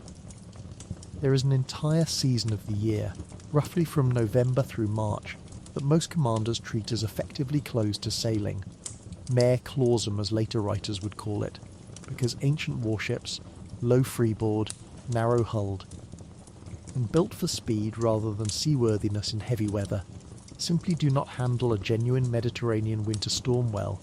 and losing an entire fleet to weather rather than to an enemy is the kind of embarrassing outcome no ambitious commander wants attached to his name. So you sail, for the most part, during the calmer months, and storms that do catch you unprepared tend to arrive as sudden, localised violence rather than the settled, months-long fury of a proper winter sea. This particular storm announces itself the way they usually do, a wind shift you feel before you consciously register it, a sudden coolness rolling across the deck, followed by a darkening horizon that the more experienced sailors clock instantly. Exchanging glances and beginning preparations before any official order has even been given. The triarch and the gubernator confer rapidly at the stern, and within minutes the orders come down: secure loose gear, reduce sail if the mast is even up, and prepare the rowers for a very different kind of labour than the steady cruising stroke you have grown accustomed to. The ship's motion changes almost immediately. No longer the gentle, predictable rise and fall of calm water, but a sharper, more violent pitching that sends your stomach somewhere it was not previously aware it could travel. Waves that would have simply lifted the hull gently now slap hard against the strakes, occasionally sending a genuine wash of cold seawater directly through the oar ports and across your legs, a shockingly cold interruption that makes an already difficult stroke considerably harder to execute cleanly. Your oar, which behaved predictably in calm water, suddenly fights you at every stage, catching air on the upswing when a wave drops unexpectedly beneath the blade, then slamming into unexpected resistance on the downstroke when the same wave rises again a half-second later. The Hortator's rhythm shifts too, no longer the steady, hypnotic cruising beat, but something considerably more urgent, adjusting constantly to keep the ship's bow oriented correctly against the swell. Because a warship caught broadside to a genuinely large wave risks swamping in a way that a bow on approach does not. This requires real, active skill from every single rower, not the semi-automatic muscle memory of ordinary cruising, but active, moment-to-moment attention. Because a stroke mistimed by even a fraction during a storm can mean the difference between the ship holding its line and the ship slewing dangerously sideways into the next wave. Water finds its way below decks in genuinely alarming quantities during weather like this, sloshing around your feet, adding fresh urgency to the already constant bailing rotation. And you notice, amid the general chaos, a current of real fear running through even the most experienced veterans on your bench, men who have clearly weathered storms before and clearly understand, better than you currently do, exactly how badly this could still go if fortune turns even slightly further against you. Nobody down here pretends this is routine. Everybody down here is rowing with the specific, focused intensity of men who understand, with total clarity, that the alternative to rowing correctly right now is genuinely drowning. Above you, the Marines and deck crew fight their own version of the same battle, securing rigging, bailing from the upper deck, occasionally shouting instructions down through the gangway that arrived below deck slightly garbled by wind and distance, forcing the officers stationed among the rowers to relay, and sometimes simply guess at the intended meaning. There is no time, in a moment like this, for the usual layers of careful hierarchy and formal chain of command. Everyone aboard is simply working toward the same immediate, overwhelming goal, keeping this particular collection of wood and rope and human beings from becoming a permanent feature of the Mediterranean seabed. The storm, when it finally passes, tends to do so almost as abruptly as it arrived, the wind easing, the swell gradually settling back into something manageable, leaving behind an exhausted, soaked, thoroughly rattled crew, and a ship that needs immediate inspection for any damage sustained during the worst of it. You slump against your oar, arms trembling from an effort considerably beyond even the harshest drill, and allow yourself, for one brief moment, the luxury of simply being grateful to still be alive, a gratitude that fades fast once someone reminds you the bilge now needs bailing considerably more urgently than usual. Consider, for comparison, your own experience of severe weather back home, perhaps a genuinely frightening drive through a downpour, perhaps a flight delayed by turbulence you found unpleasant. Multiply the stakes by every measure available, remove any possibility of pulling over or landing early, and place yourself instead at the very bottom of the vessel in question, with an oar in your hands and a direct physical stake in whether the next 15 minutes go well. Storms out here are not an inconvenience to your schedule. They are a direct negotiation with the possibility of your own death, conducted with wet hands, an aching back, and absolutely no choice but to keep rowing until someone tells you the negotiation is over. Superstition thrives in exactly the conditions a storm provides, and you have noticed more than one hardened veteran mutter a quick prayer to Neptune or Fortuna under his breath during the worst of the pitching, small private appeals to whichever deity a man happens to trust most, offered quietly enough not to draw attention, but sincerely enough that you suspect he means every word. Small personal charms, a carved token, a scrap of cloth blessed at some temple back home, get gripped tightly during the roughest stretches, and nobody aboard mocks this behaviour, not even the officers, since a crew's collective nerve during genuine danger matters practically as much as its physical coordination, and whatever keeps a man's hands steady on the oar is, by unspoken agreement, nobody else's business to question.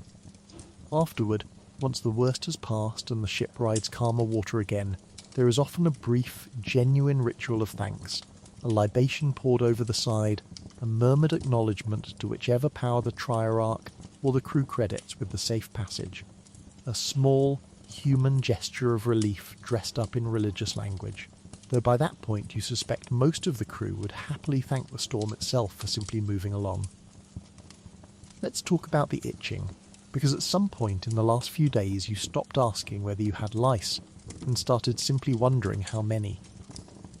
170 men packed onto benches inches apart, sharing bedding, clothing, and the same unwashed air night after night, represent from a louse's perspective something close to an all-you-can-eat banquet, with unlimited seating and no closing time. Lice spread the way rumours spread in a small town, quickly, thoroughly, and with absolutely no respect for rank, meaning the triarch's own scalp is not necessarily any safer than yours, whatever comfort that particular thought might offer you at 3 a.m. while scratching at your collar for the 40th time. Fleas join the general infestation from a different angle entirely, thriving in the same bedding and clothing seams, biting with a sharper, more localized sting that you learn to distinguish from the duller, more persistent itch of lice within your first genuinely miserable week.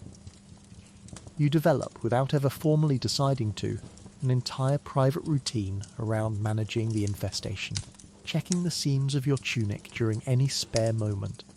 running fingers through your hair the way you might once have absent-mindedly run a comb, picking out what you find and disposing of it with a grim efficiency that would have horrified you back in your old life, and now barely registers as worth mentioning. Fine-toothed combs, when anyone aboard happens to own one, get passed around and genuinely treasured, less a grooming tool at this point, and more a piece of essential survival equipment, the ancient equivalent of a good pair of tweezers during a particularly bad tick season. Veterans handle the whole business with a resigned, almost bored practicality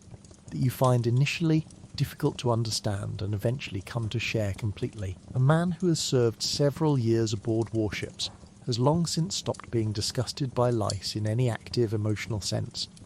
treating an infestation the way a modern person might treat a mildly annoying but entirely unavoidable seasonal allergy, something to manage rather than something to be horrified by, because genuine horror, sustained for years at a stretch, is exhausting in a way the body simply cannot afford when there are still oars to pull tomorrow. Certain remedies circulate among the crew, most of dubious scientific merit but comforting in their ritual regardless. Rubbing crushed herbs through the hair when any happen to be available from a recent port call, occasionally shaving the head entirely. A drastic measure some rowers adopt specifically to deny the lice their preferred real estate, though this comes with its own trade-off, since a freshly shaved scalp offers considerably less protection from the sun during the long hours at the oar, trading one misery for another in the time-honoured tradition of people choosing between two bad options and picking whichever one currently feels. Marginally less awful. The itching itself becomes a strange, unwanted rhythm running underneath everything else you experience aboard, a low, persistent background irritation that flares worse at night when your body finally has a few unoccupied minutes to notice it properly, since during the day the sheer physical demand of rowing crowds out most other sensory input, leaving lice bites to announce themselves fully only once you have stopped moving and settled, as much as anyone settles here, into whatever counts as rest. You learn, out of pure necessity, to scratch efficiently and briefly, rather than indulgently, since a full session of proper scratching is a luxury the cramped bench and your own exhaustion rarely permit. There is, admittedly, a kind of grim equality to the whole situation that you find yourself appreciating despite everything. Every single man aboard, from the newest recruit to the most decorated veteran, carries the same infestation, scratches at the same hours, trades the same complaints and the same dubious remedies, and this shared universal misery becomes, oddly, one of the more genuinely bonding experiences of shipboard life, the sort of thing men joke about openly in a way they would never joke about more serious grievances, precisely because everyone suffers it equally, and nobody can claim any particular exemption based on rank or fortune. Consider your own relationship with something as small and manageable as a single mosquito bite back home, an isolated annoyance you might complain about for exactly one evening before promptly forgetting it ever happened. Multiply that by an entire body's worth of persistent, ongoing bites from two separate species of determined parasite, sustained continuously for the entire length of a deployment that might run for months, and you begin to appreciate the particular, specific brand of endurance this life demands, an endurance that has nothing to do with heroism or discipline, and everything to do with simply, eventually, running out of energy to care as much as you once did. Rome trained your arms to row and your hands to grip. It also, without ever intending to, trained the rest of you to stop flinching at things that would have once seemed entirely unbearable, and the lice, much like everything else out here, simply came along for the ride. Whenever the ship makes a longer stop in port, a genuine delousing session becomes something close to a community event, men gathering on deck or ashore to strip down. Boil what clothing can be boiled, and pick through each other's hair with the same patient, communal thoroughness that a family back home might apply to a shared chore nobody particularly enjoys, but everybody accepts as necessary. There is an odd, unexpected intimacy to this ritual, veterans who barely speak outside of duty suddenly cooperating closely, checking each other's collar seams and scalp with a practiced eye, trading the specific dry commentary that only men who have shared genuinely miserable circumstances together seem to develop. You have noticed, too, that certain men develop reputations, deserved or not, for carrying a worse infestation than others. A running joke that gets revived every single time the topic comes up, and you suspect, privately, that the reputation has less to do with actual differences in hygiene, and more to do with which unlucky soul happened to draw the short straw during whatever bench assignment. First introduced the lice to this particular section of the crew in the first place. Let's talk about your skin. Because the sun out here does not politely warm you the way it might on a pleasant afternoon ashore, it works on you the way a blacksmith works on iron. There is no meaningful shade on a rowing deck. The uppermost tier of oarsmen sit closest to the open air and catch the full direct force of a Mediterranean sun that climbs high and stays merciless for the better part of every clear day, while even the lower tiers, technically more sheltered by the deck above, still bake in a stifling reflected heat that bounces off the water and up through the oar ports with a persistence that no amount of hoping seems to reduce. Your skin, whatever tone or toughness it started this voyage with, begins changing within days, first reddening across your shoulders and the back of your neck, then, given enough repeated exposure without any real chance to heal between sessions, deepening into a leathery, permanently darkened texture that will mark you, for the rest of your life, as a man who has spent real time at an oar. The combination of sun and salt water proves particularly vicious, since seawater splashing constantly across your exposed skin dries out any natural moisture almost as quickly as it lands, leaving your arms and neck in a near-permanent state of chapped, cracking irritation that stings sharply whenever fresh sweat or spray finds its way into one of the tiny fissures. You watch veteran rowers apply whatever grease or oil happens to be available, sometimes rendered animal fat, sometimes simple olive oil when supplies allow, rubbed into the worst affected patches in a rough, practical approximation of the moisturising routines your own modern equivalent would recognise instantly, minus any of the pleasant scent or gentle marketing. Your lips crack first, usually thin skin offering the least resistance to the combined assault of sun, wind and salt, and you learn quickly to lick them only sparingly, since the moment of relief it offers is immediately followed by a worse dryness. Once the saliva evaporates, a small lesson in delayed consequences that applies, you begin to notice.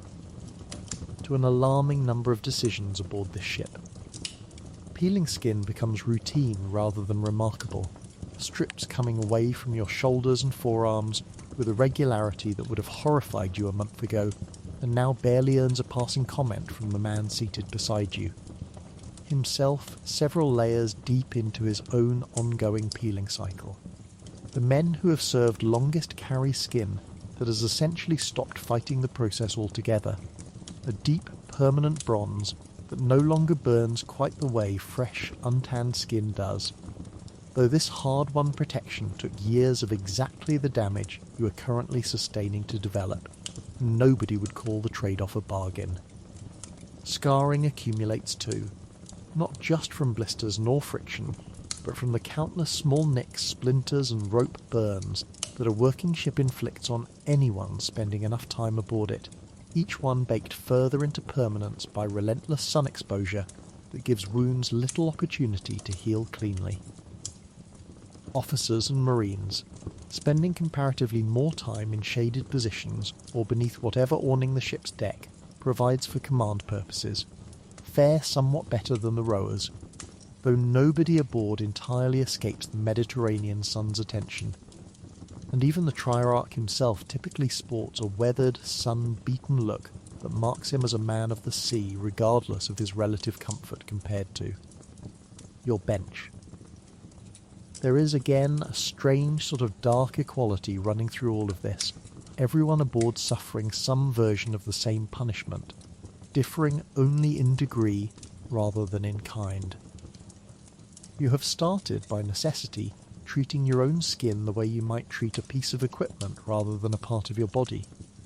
Checking for new cracks the way you might check an oar for splinters. Applying whatever grease is available the way you might oil a hinge.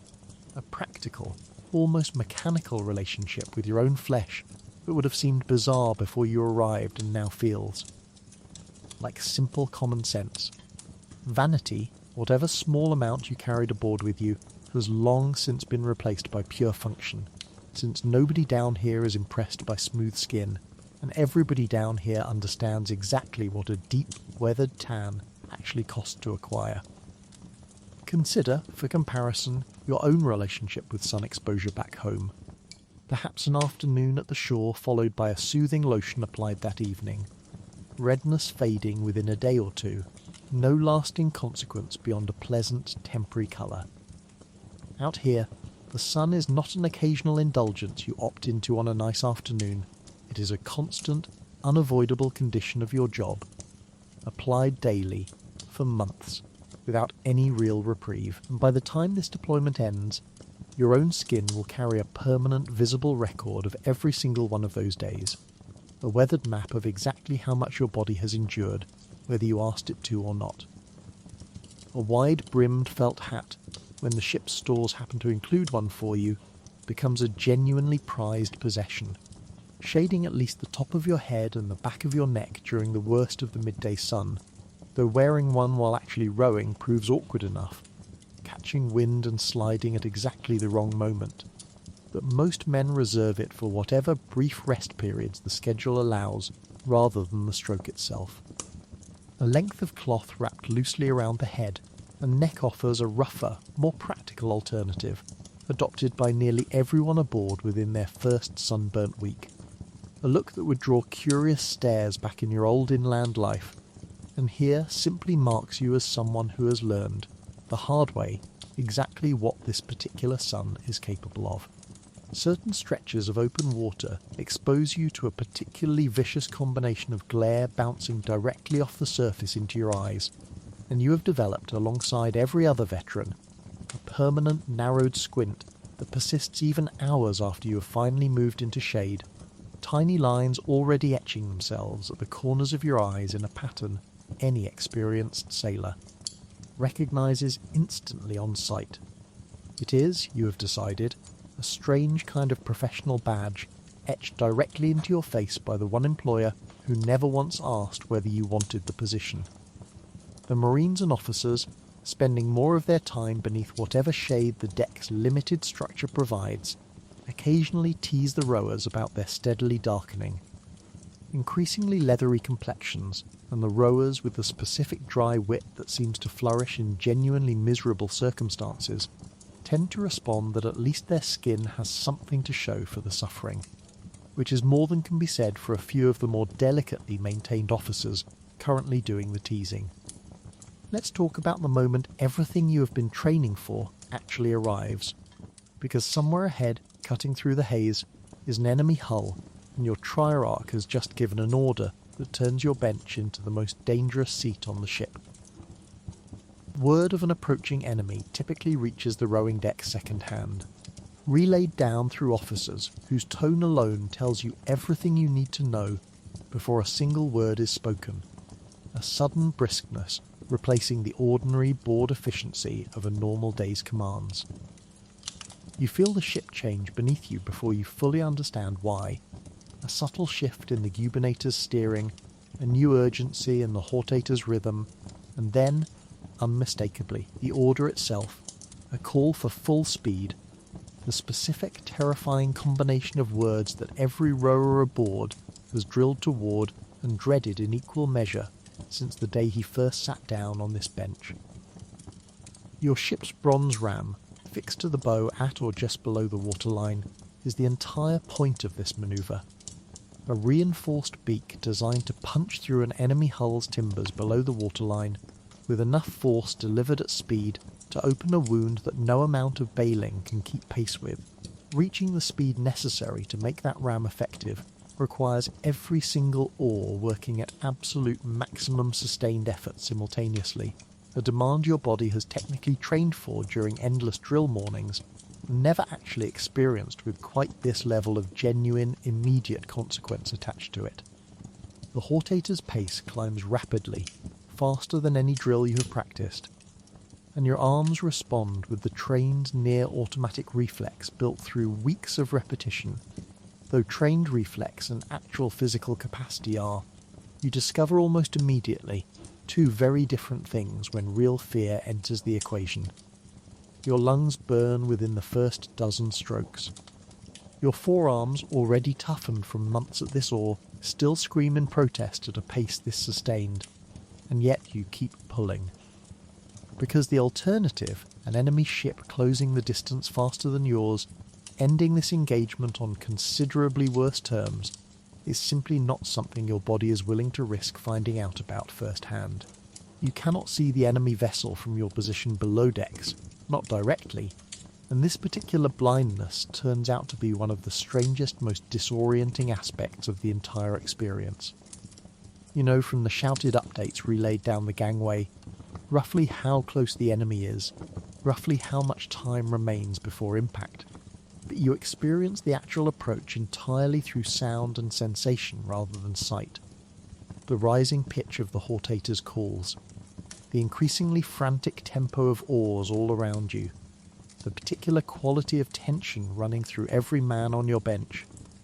all of it building toward a moment you can feel approaching without ever actually seeing it arrive. Then comes the impact itself,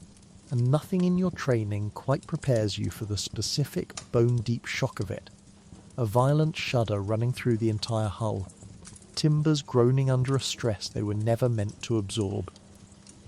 The whole ship lurching with a force that nearly throws you from your bench even braced as you are. Somewhere ahead, an enemy hull has just been struck, and the sound that carries back to you, a splintering, tearing crack of timber giving way, is unlike anything you have heard before and you suspect, unlike anything you particularly want to hear again. The immediate order following impact is not celebration. Whatever a modern imagination might expect, it is reverse. A desperate, urgent call to backwater hard and pull the ram free before the enemy's sinking. Flooding hull drags your own ship down alongside it. A genuinely dangerous few moments where the difference between victory and disaster depends entirely on how quickly your exhausted arms can reverse an effort they just spent every last reserve pouring into the opposite direction. You pull backward with whatever strength you have remaining, which by this point is considerably less than you would like, and feel the ship shudder again as the ram tears free, water rushing into the wound you just opened in someone else's hull. The aftermath arrives in a strange, disorienting rush, distant shouting, the specific chaos of an enemy crew abandoning a doomed vessel. Officers above calling instructions you only half process through the ringing exhaustion in your own ears. You slump momentarily against your oar, chest heaving, arms trembling with a violence that goes well beyond ordinary fatigue, and become aware gradually that you have just survived something you spent months training for until this exact moment. Never actually believed you would experience for real. Consider, for comparison, the most physically demanding sprint you have ever run back in your old life, perhaps a dash to catch a departing train, chest burning, legs screaming, adrenaline doing most of the actual work of moving your body forward. Now imagine that same sprint sustained for several long minutes rather than several desperate seconds, performed with an oar rather than your own legs, with an entire ship's survival and quite possibly your own life riding on whether you and 169 strangers manage to move in perfect exhausted unison at the exact moment it matters most. History remembers the ram, the tactics, the great naval victories written up cleanly in later accounts. It rarely bothers to mention the specific, trembling ache in the arms of the men who actually made the whole manoeuvre possible, one increasingly desperate stroke at a time. In the tense minutes before an engagement actually begins, while the enemy ship is still visible only as a distant shape closing slowly across the water, a strange brittle quiet tends to settle over the rowing deck, officers moving with clipped efficiency. Veterans going through small private rituals of their own, checking their grip, murmuring a quick prayer, exchanging a brief wordless glance with the man beside them that somehow communicates an entire conversation about mutual reliance in the minutes ahead. You have found yourself, in this exact quiet, thinking about the most mundane details of your old life, a specific meal, a specific face. The mind apparently preferring almost anything to dwelling directly on what is about to happen, a small mercy your own brain offers you entirely without being asked. The instant the order for full speed actually arrives, all of that quiet dissolves at once into pure, focused motion, and you have noticed that fear itself seems to transform in that moment. From a paralysing weight into something closer to fuel, channeled directly into the only outlet currently available to you, which is pulling this oar as hard and as fast as your body will allow. Let's talk about what happens after the ram connects, because sometimes the enemy ship does not sink politely, it simply grinds alongside yours, and suddenly the war you thought belonged entirely to the Marines has arrived directly at your bench. Not every engagement resolves cleanly with a single decisive ram strike followed by a tidy retreat. Sometimes the two vessels tangle, hulls locked together by grappling hooks thrown deliberately by one crew or the other, oars shattered and useless against the enemy's own hull, and in these moments the entire character of the battle shifts from a contest of speed and manoeuvre into something considerably closer to a small, brutal siege conducted across a few feet of open water.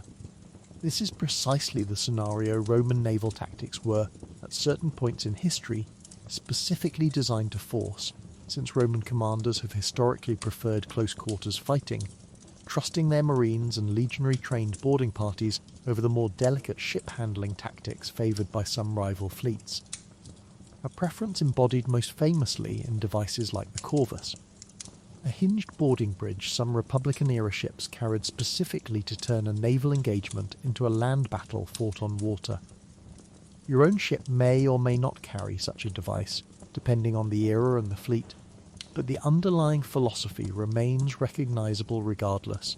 Once ships are locked together, the fight belongs to whoever can put the most disciplined, well-armed men across the gap fastest.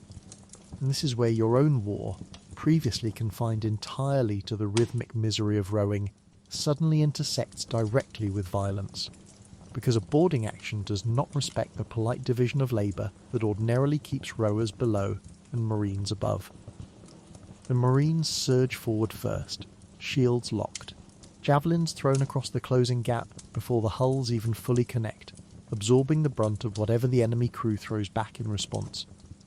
But a rowing deck under boarding assault is not a place of guaranteed safety, and you know with the specific clarity that only genuine danger produces that if this fight goes badly enough, if enough marines fall and enough enemy boarders make it past the initial defence, the fighting will eventually reach you directly, or still in hand, with considerably less armour and considerably less combat training than the men currently doing most of the actual dying on your behalf. You have been issued, depending on your ship's preparedness and your commander's foresight, some minimal means of self-defence, perhaps a simple dagger kept near your bench, perhaps nothing beyond your own oar, which as several veterans have pointed out with the specific dark humour that seems to accompany every genuinely terrifying subject aboard this ship, makes for a surprisingly effective improvised weapon in a genuine pinch. A 15-foot length of solid fur being an excellent tool for keeping an armed man at a very healthy distance, assuming your arms have anything left to swing it with after the rowing you just finished doing. The sounds of a boarding action reach you below decks in fragments, the clash of iron against shield, shouted commands and shouted pain in roughly equal measure. The specific heavy thud of bodies hitting a deck just above your head, and you find yourself straining to interpret each new sound for information about how the fight above is actually going, since your own fate is directly tied to an outcome you cannot see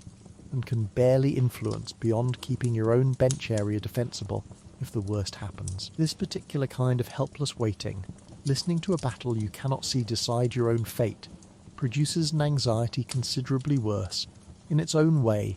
than the physical terror of the ramming approach itself.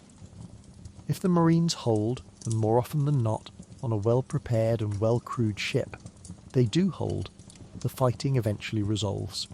Enemy boarders repelled, or the enemy vessel itself secured and captured, and word filters back down to the rowing deck in the same fragmented second-hand way the danger first arrived. You learn the outcome from tone before you learn it from actual words. Relief or continued tension in the officers' voices telling you which way the engagement went before anyone formally announces it. Should the fighting genuinely reach your own bench, which does happen, rarely but not never, particularly during the chaotic Civil War engagements that punctuated the late Republic, you discover a version of yourself you did not previously know existed. Someone willing to fight with an oar, a dagger, bare hands, whatever happens to be available, against a professional soldier.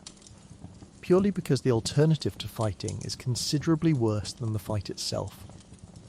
Survival, it turns out, is an excellent motivator for skills you never formally trained for. Consider, for comparison, your own experience of workplace danger back in civilian life, perhaps an unpleasant, tense confrontation you hoped never to be personally involved in, resolved safely by people whose actual job it was to handle exactly that situation. Out here, that comfortable division between your job and someone else's danger can collapse entirely in the space of a few violent minutes, and when it does, you discover that the line separating a rower from a fighter was always considerably thinner than the official job descriptions like to pretend. The aftermath of a boarding action, once the fighting genuinely concludes, brings its own particular, grim housekeeping, wounded men carried below for whatever rough treatment the ship's limited medical resources can provide, the dead, friend and enemy alike, dealt with according to whatever custom and practicality allow, and a general. Exhausted silence replacing the earlier chaos as the adrenaline that carried everyone through the fight finally begins to drain away, leaving behind trembling hands and a bone-deep tiredness that no amount of rowing alone ever quite produces. You have helped carry a wounded Marine below on more than one occasion, an experience that leaves a particular, lingering weight no veteran ever fully describes accurately to someone who has not yet done it themselves. Captured enemy sailors, when the engagement ends in your favour, occasionally find themselves briefly aboard your own ship under guard, and you have exchanged a handful of wary, curious glances with men who, an hour earlier, were doing everything in their power to sink you. A strange,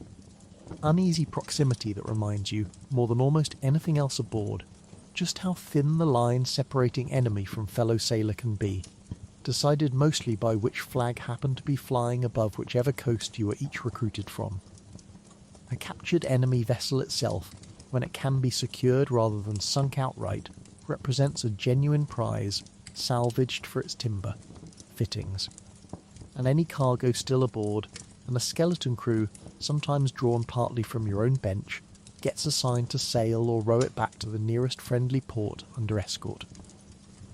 You have volunteered for exactly this duty once, curious enough about a rival fleet's construction to brave the awkwardness of rowing an unfamiliar foreign oar for a few days, and found, with a certain grim satisfaction, that the enemy's bench was every bit as unforgiving as your own, a small petty comfort that misery, at least, respects no particular flag. Let's talk about sleep, or rather the idea of sleep, because whatever image you are currently holding of 8 uninterrupted hours in a warm bed needs to be quietly, gently retired. Ancient warships, for reasons that have as much to do with the limitations of the hulls themselves as with crew comfort, typically prefer not to remain at sea overnight if a suitable beach or harbour lies within reasonable reach. And much of your fleet's actual sailing happens during daylight, with the ship drawn up onto a beach each evening, crew disembarking to camp ashore, cook a proper hot meal over an open fire without fear of setting the entire vessel alight, and stretch out on solid, unmoving ground for at least part of the night. This is, when it happens, a genuine mercy, and you have learned to appreciate it the way you once took an ordinary bed for granted, without ever quite realising what a luxury solid stationary ground actually represents until you spent enough nights without it. But beaching every single night is not always possible, particularly on a long open water crossing where no convenient shore presents itself before dark, or during an active military campaign where speed and secrecy matter more than crew comfort, and on these nights you remain aboard, anchored or simply drifting under reduced watch. And sleep becomes a considerably more complicated proposition than merely closing your eyes. The ship still needs tending even at anchor, someone watching for other vessels in the darkness, someone monitoring the anchor line, someone ready to rouse the rest of the crew immediately if weather turns or an unexpected threat appears out of the dark. And this responsibility rotates through the crew in a watch system that guarantees nobody, rower or marine, gets a genuinely full, uninterrupted night regardless of rank. Your own turn on watch arrives every few nights, depending on the ship's particular rotation, and it is exactly as unpleasant as it sounds, several hours spent awake and alert in the cold, damp dark. Straining your eyes against a horizon that offers very little to actually see, listening for changes in wind or wave that might signal trouble brewing, all while every other part of your exhausted body screams for the sleep you are specifically being denied. You learn small tricks for staying awake that any modern night shift worker would recognise instantly, moving periodically rather than sitting perfectly still, focusing on some small, repetitive task, quietly reciting whatever prayers or songs you know from home, purely to keep your mind occupied and your eyelids from betraying you. Even on the nights you are not formally assigned to watch, actual sleep aboard remains a fragile, easily interrupted thing. The ship never stops making noise, timbers creaking, water slapping against the hull, the occasional shout from whoever is on duty, and your body, still braced from a full day at the oar, rarely settles into anything resembling deep, restorative rest. You doze in fragments instead, waking repeatedly through the night at every unfamiliar sound, every shift in the ship's motion, every elbow from a neighbour readjusting his own impossible position on the same unforgiving bench you are trying to sleep on. Officers and marines fare somewhat better in this particular arena, sometimes securing marginally more sheltered sleeping arrangements, a section of deck with some cover from wind and spray, a slightly more generous personal footprint than the rowing benches allow. But nobody aboard a warship of this size gets what you would recognise from your old life as a genuinely restful night, and the entire crew operates in a state of chronic, low-grade sleep deprivation that everyone simply accepts as an unavoidable condition of the job, the same resigned way a modern parent of a newborn accepts that uninterrupted sleep is, for now, simply not part of the available package. There is a strange, dark camaraderie that develops among men sharing the same exhausted, sleep-deprived existence, a running joke about who looks worst after a particularly rough night, a shared understanding that nobody aboard this ship has gotten a genuinely good night's sleep since the voyage began, and probably will not get one again until it ends. You compare notes occasionally with the man beside you, trading complaints about a particularly loud snorer 3 benches over, or a wave that soaked your blanket at exactly the wrong moment. Small grievances that somehow feel less heavy once voiced aloud to someone equally exhausted. Consider, for comparison, your own relationship with sleep back home. An actual bed, a door you could close, the simple, uncomplicated expectation that a full night would generally remain uninterrupted barring genuine emergency. Out here, sleep is rationed and fragmented the same way water and food are rationed. Never quite enough, never quite reliable, always vulnerable to interruption by wind, watch duty, or the sheer physical discomfort of the bench beneath you. You have learned to function on considerably less rest than you ever thought possible, not because your body adapted comfortably to the deprivation, but because the alternative, simply refusing to function without proper sleep, was never actually available to you in the first place. The night sky itself becomes, over enough sleepless watches, a genuinely familiar companion rather than a distant curiosity, and you have picked up, entirely without formal instruction, a working knowledge of which stars the Gubinator relies on to hold a course through the darkness, a rough practical astronomy learned through repetition rather than any lesson. There is something strangely calming about this particular knowledge, a small pocket of genuine competence carved out of an otherwise exhausting duty, the sky above remaining reliably, predictably the same regardless of how unpredictable everything else about this life has turned out to be. Distant lights on the horizon during a night watch produce an immediate, focused alertness that cuts straight through whatever exhaustion you were nursing a moment before, since an unidentified vessel in the darkness could mean anything from a harmless merchant ship to a genuine threat, and the specific adrenaline-sharpened clarity of that moment is one of the stranger side effects of a job that otherwise runs almost entirely on numb, repetitive endurance. Let's talk about discipline, because 170 men crammed into a hull the length of a modern swimming pool do not organise themselves through polite conversation alone. Roman naval discipline draws directly from the same broader military tradition that governs the legions, adapted to the particular circumstances of shipboard life,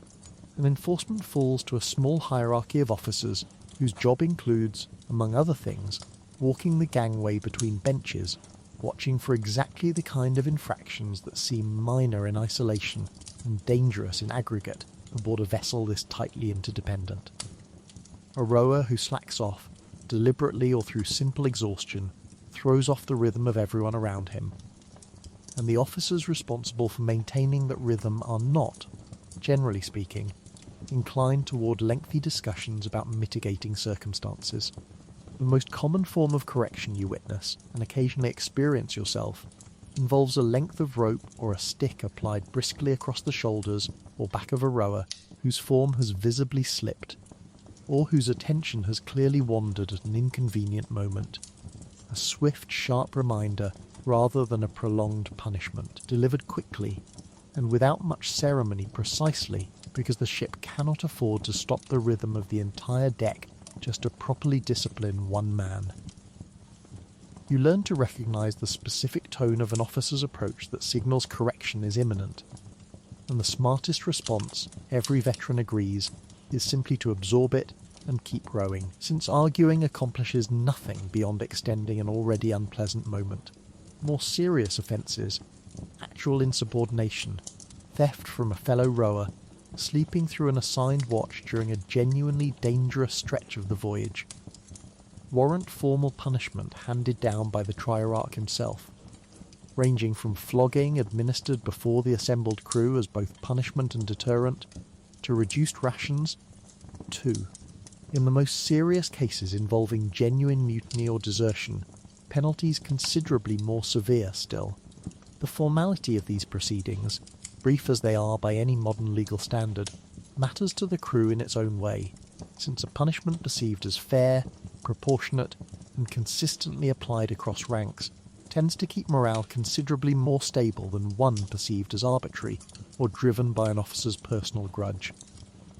You have watched more than once a genuinely unpopular officer earn quiet, simmering resentment from an entire section of rowers by applying discipline unevenly, harsh toward men he personally disliked, curiously lenient toward favourites. A dynamic that any modern worker who has ever endured an unfair manager will recognise instantly. The specific slow-burning frustration of watching consequences distributed based on favouritism rather than actual conduct. This kind of resentment rarely erupts into open confrontation, given the genuine risks involved in confronting an officer directly, but it does shape the underlying mood below decks in ways that eventually reach the triarch's attention, whether through a drop in morale, a rise in minor infractions, or simply the accumulated weight of a crew that has quietly stopped extending any goodwill toward a specific figure of authority. There is, alongside formal discipline, an entire unofficial code of conduct enforced by the rowers themselves, rarely discussed openly, but understood by everyone aboard almost instinctively. A man who consistently shirks his share of effort, forcing his benchmates to compensate for his laziness, earns a particular kind of social punishment that no officer needs to administer.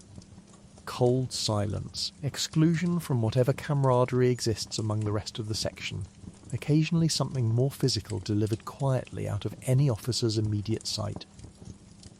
You understand this code intuitively by now, the same way any group of people forced into close, interdependent cooperation eventually develops its own internal standards that exist parallel to, and sometimes considerably stricter than, whatever the official rules technically require. Emergency circumstances occasionally produce the harshest measures of all, and you have heard in the careful, quiet way veterans discuss subjects nobody particularly enjoys, stories of desperate wartime commanders resorting to genuinely brutal discipline during crisis moments, the darkest of which involve, during certain chaotic Republican Civil War fleets scraped together from whatever manpower was available,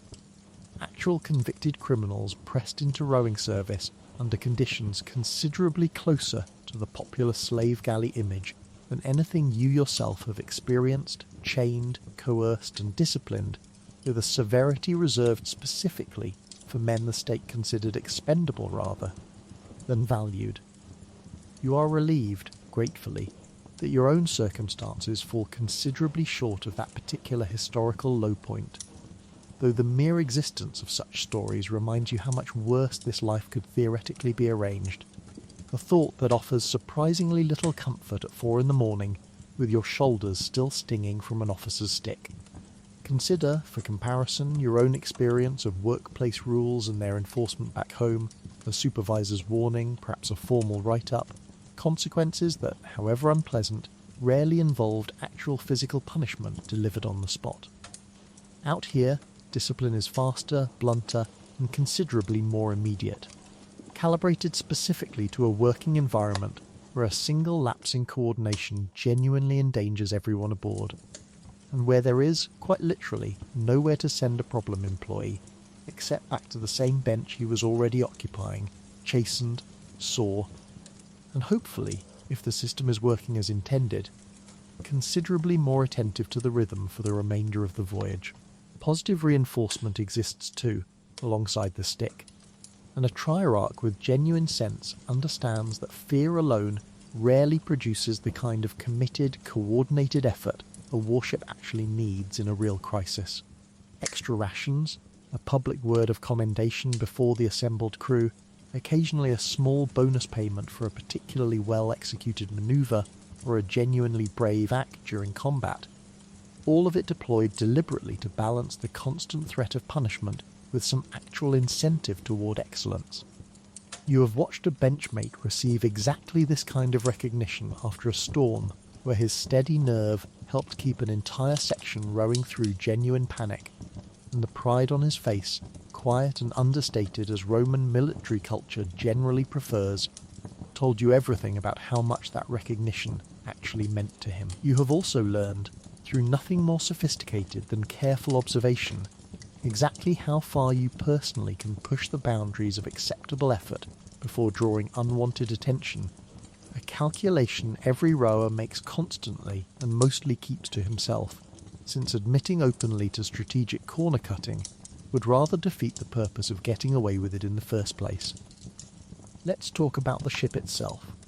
because despite everything you have been told about Roman engineering, the honest truth is that your vessel is losing this fight against the sea very slowly, every single day, and someone has to keep bailing.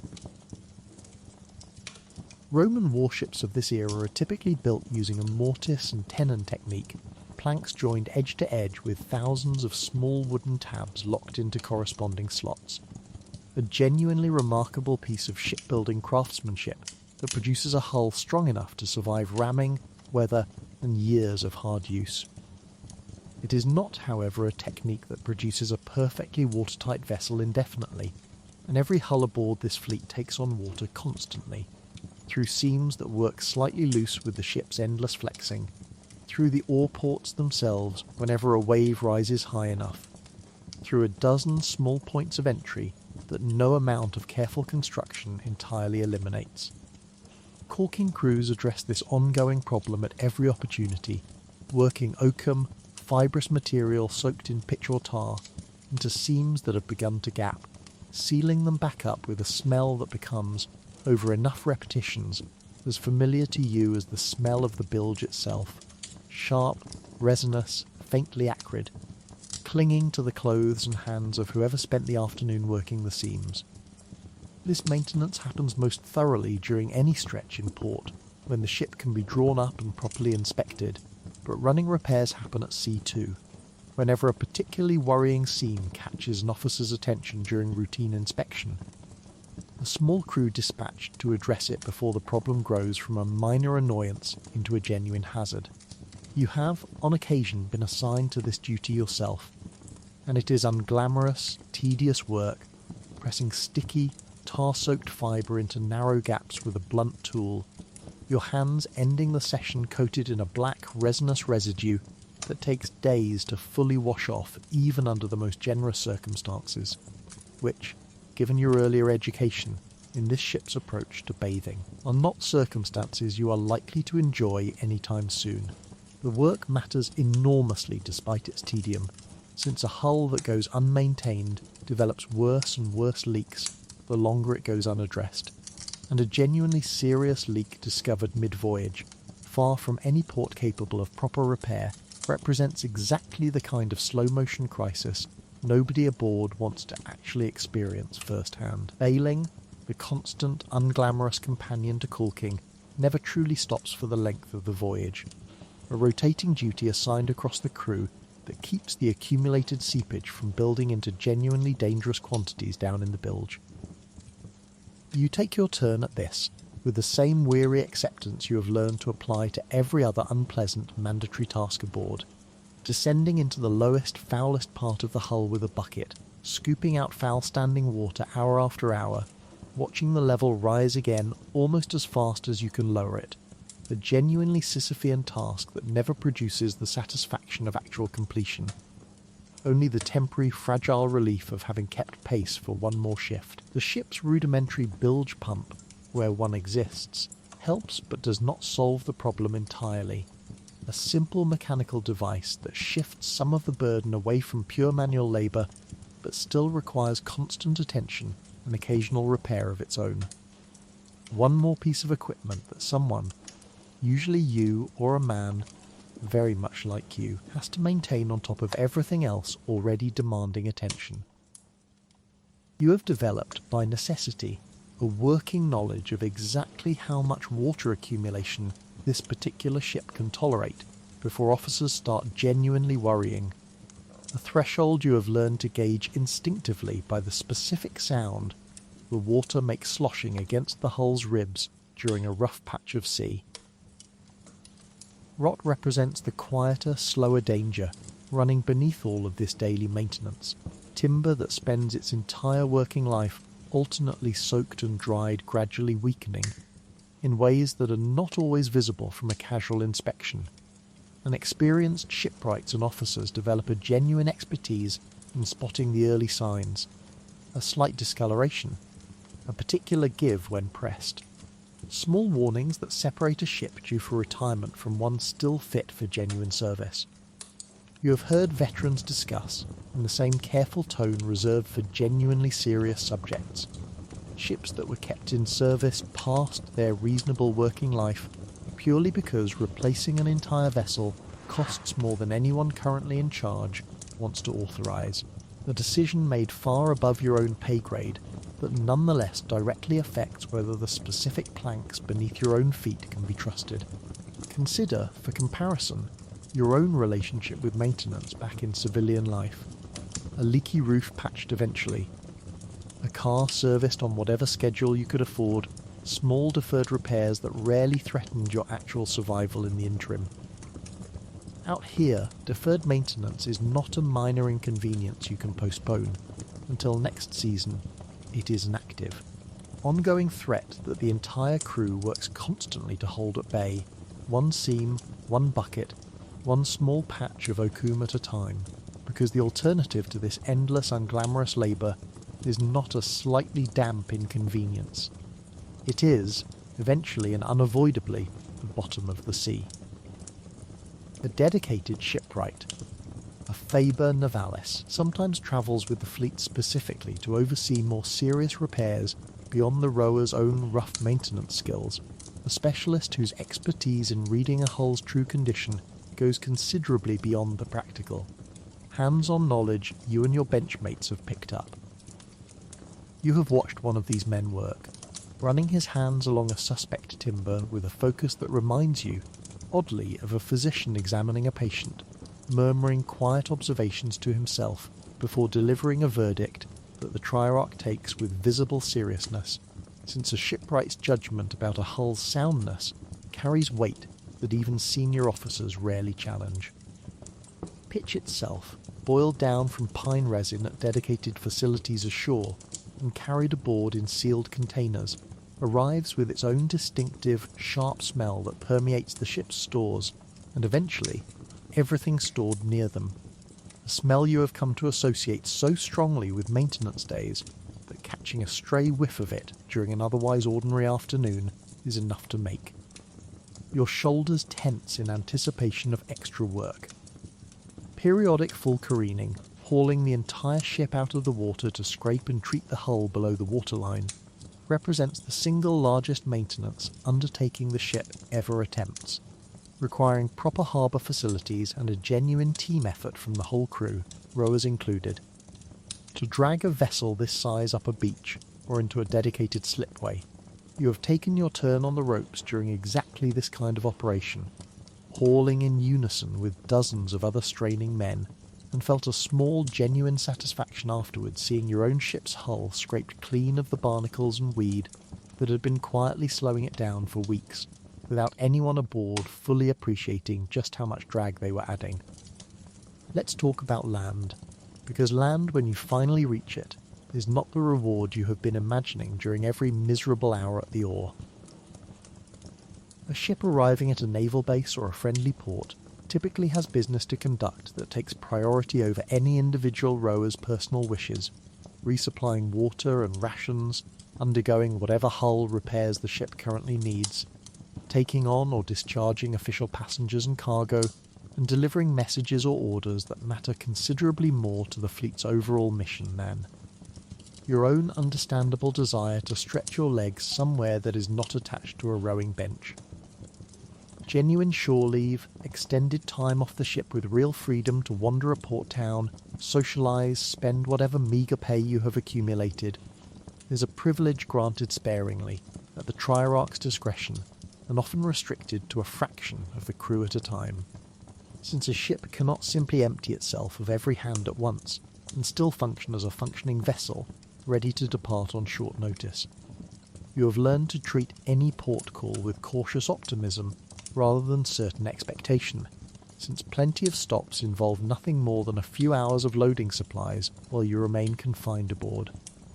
Watching other sailors and dock workers go about their business on solid ground that might as well be an entirely different world from the one you currently inhabit. When leave is actually granted, it typically comes in staggered shifts, half the crew released while the other half remains aboard on duty, a rotation that ensures the ship is never left genuinely undermanned, even while giving at least some portion of the crew a taste of actual freedom. The ports themselves, when you do get to properly experience one, offer a jarring, almost overwhelming contrast to shipboard life. Solid ground that does not pitch and roll beneath your feet takes genuine getting used to, and veteran sailors half joke about the specific wobbly gait of a man freshly returned from months at sea, legs still braced instinctively for a swell that solid earth simply does not provide. A phenomenon that earns you more than a few amused glances from locals who can spot a sailor on leave from a considerable distance purely by his unsteady, sea-adjusted walk. Taverns and cheap lodging houses clustered near any working harbour cater specifically to exactly your situation. Sailors with a little pay. a lot of pent-up appetite for food that is not a soaked biscuit, and a limited window of time before their ship departs again, and you learn quickly which establishments treat sailors fairly and which are specifically designed to relieve a naive newcomer of his entire pay in exchange for watered wine and an unconvincing smile. Veterans, having learnt these particular lessons the hard way in ports up and down the Mediterranean, offer genuinely useful guidance about where to spend your limited coin and where to avoid entirely, knowledge passed down the same informal way most useful shipboard wisdom travels. A hot meal eaten sitting at an actual table, food that did not require soaking in watered wine first, ranks among the more genuinely emotional experiences available to you during any port call. And you have watched grown men, veterans of multiple campaigns, go quietly misty-eyed over a simple plate of fresh bread and roasted meat in a way that would have seemed absurd back in your old life, and now makes complete, immediate sense. The simple pleasures your body has been denied for weeks, real food, a genuinely stationary bed even for one night, the company of people who are not exclusively fellow rowers, land with a weight and gratitude that no amount of anticipation could fully prepare you for. But leave is always temporary, always shadowed by the knowledge that the ship departs again on its own schedule, regardless of how much you might personally prefer to extend your stay, and you learn to treat every port call as a finite, precious resource to be spent deliberately rather than squandered, because the next opportunity might be weeks or months away depending on the fleet's operational needs. Sailors who overstay their leave, whether through genuine oversight or deliberate desertion, face serious consequences upon return, and you have heard enough cautionary stories to ensure you are always back at the appointed hour, however reluctantly your feet carry you back toward the docks. Consider, for comparison, your own relationship with vacation back in civilian life. Time off scheduled well in advance, enjoyed at your own pace, ending on a date you generally chose or at least anticipated clearly. Shore leave out here offers none of that predictability, granted or withheld according to the ship's needs rather than your own,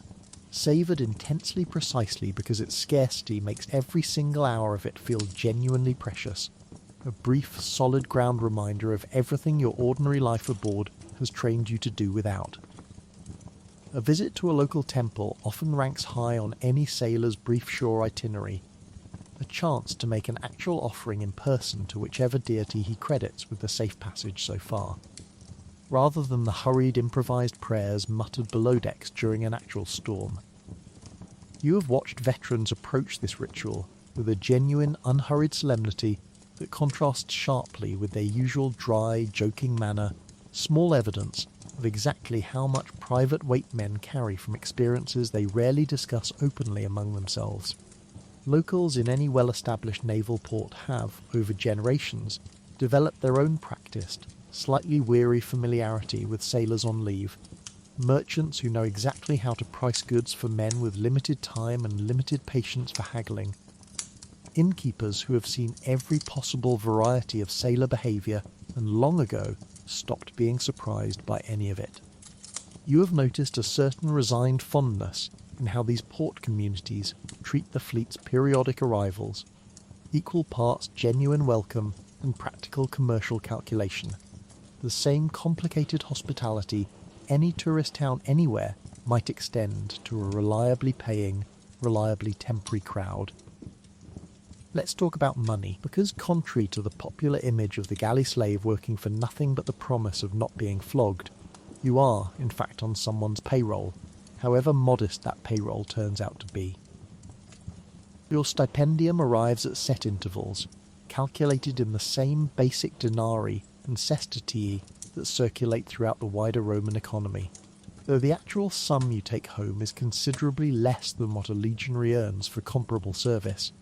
a pay gap that reflects the Navy's generally lower prestige within Roman military culture, rather than any genuine difference in how physically demanding the work actually is.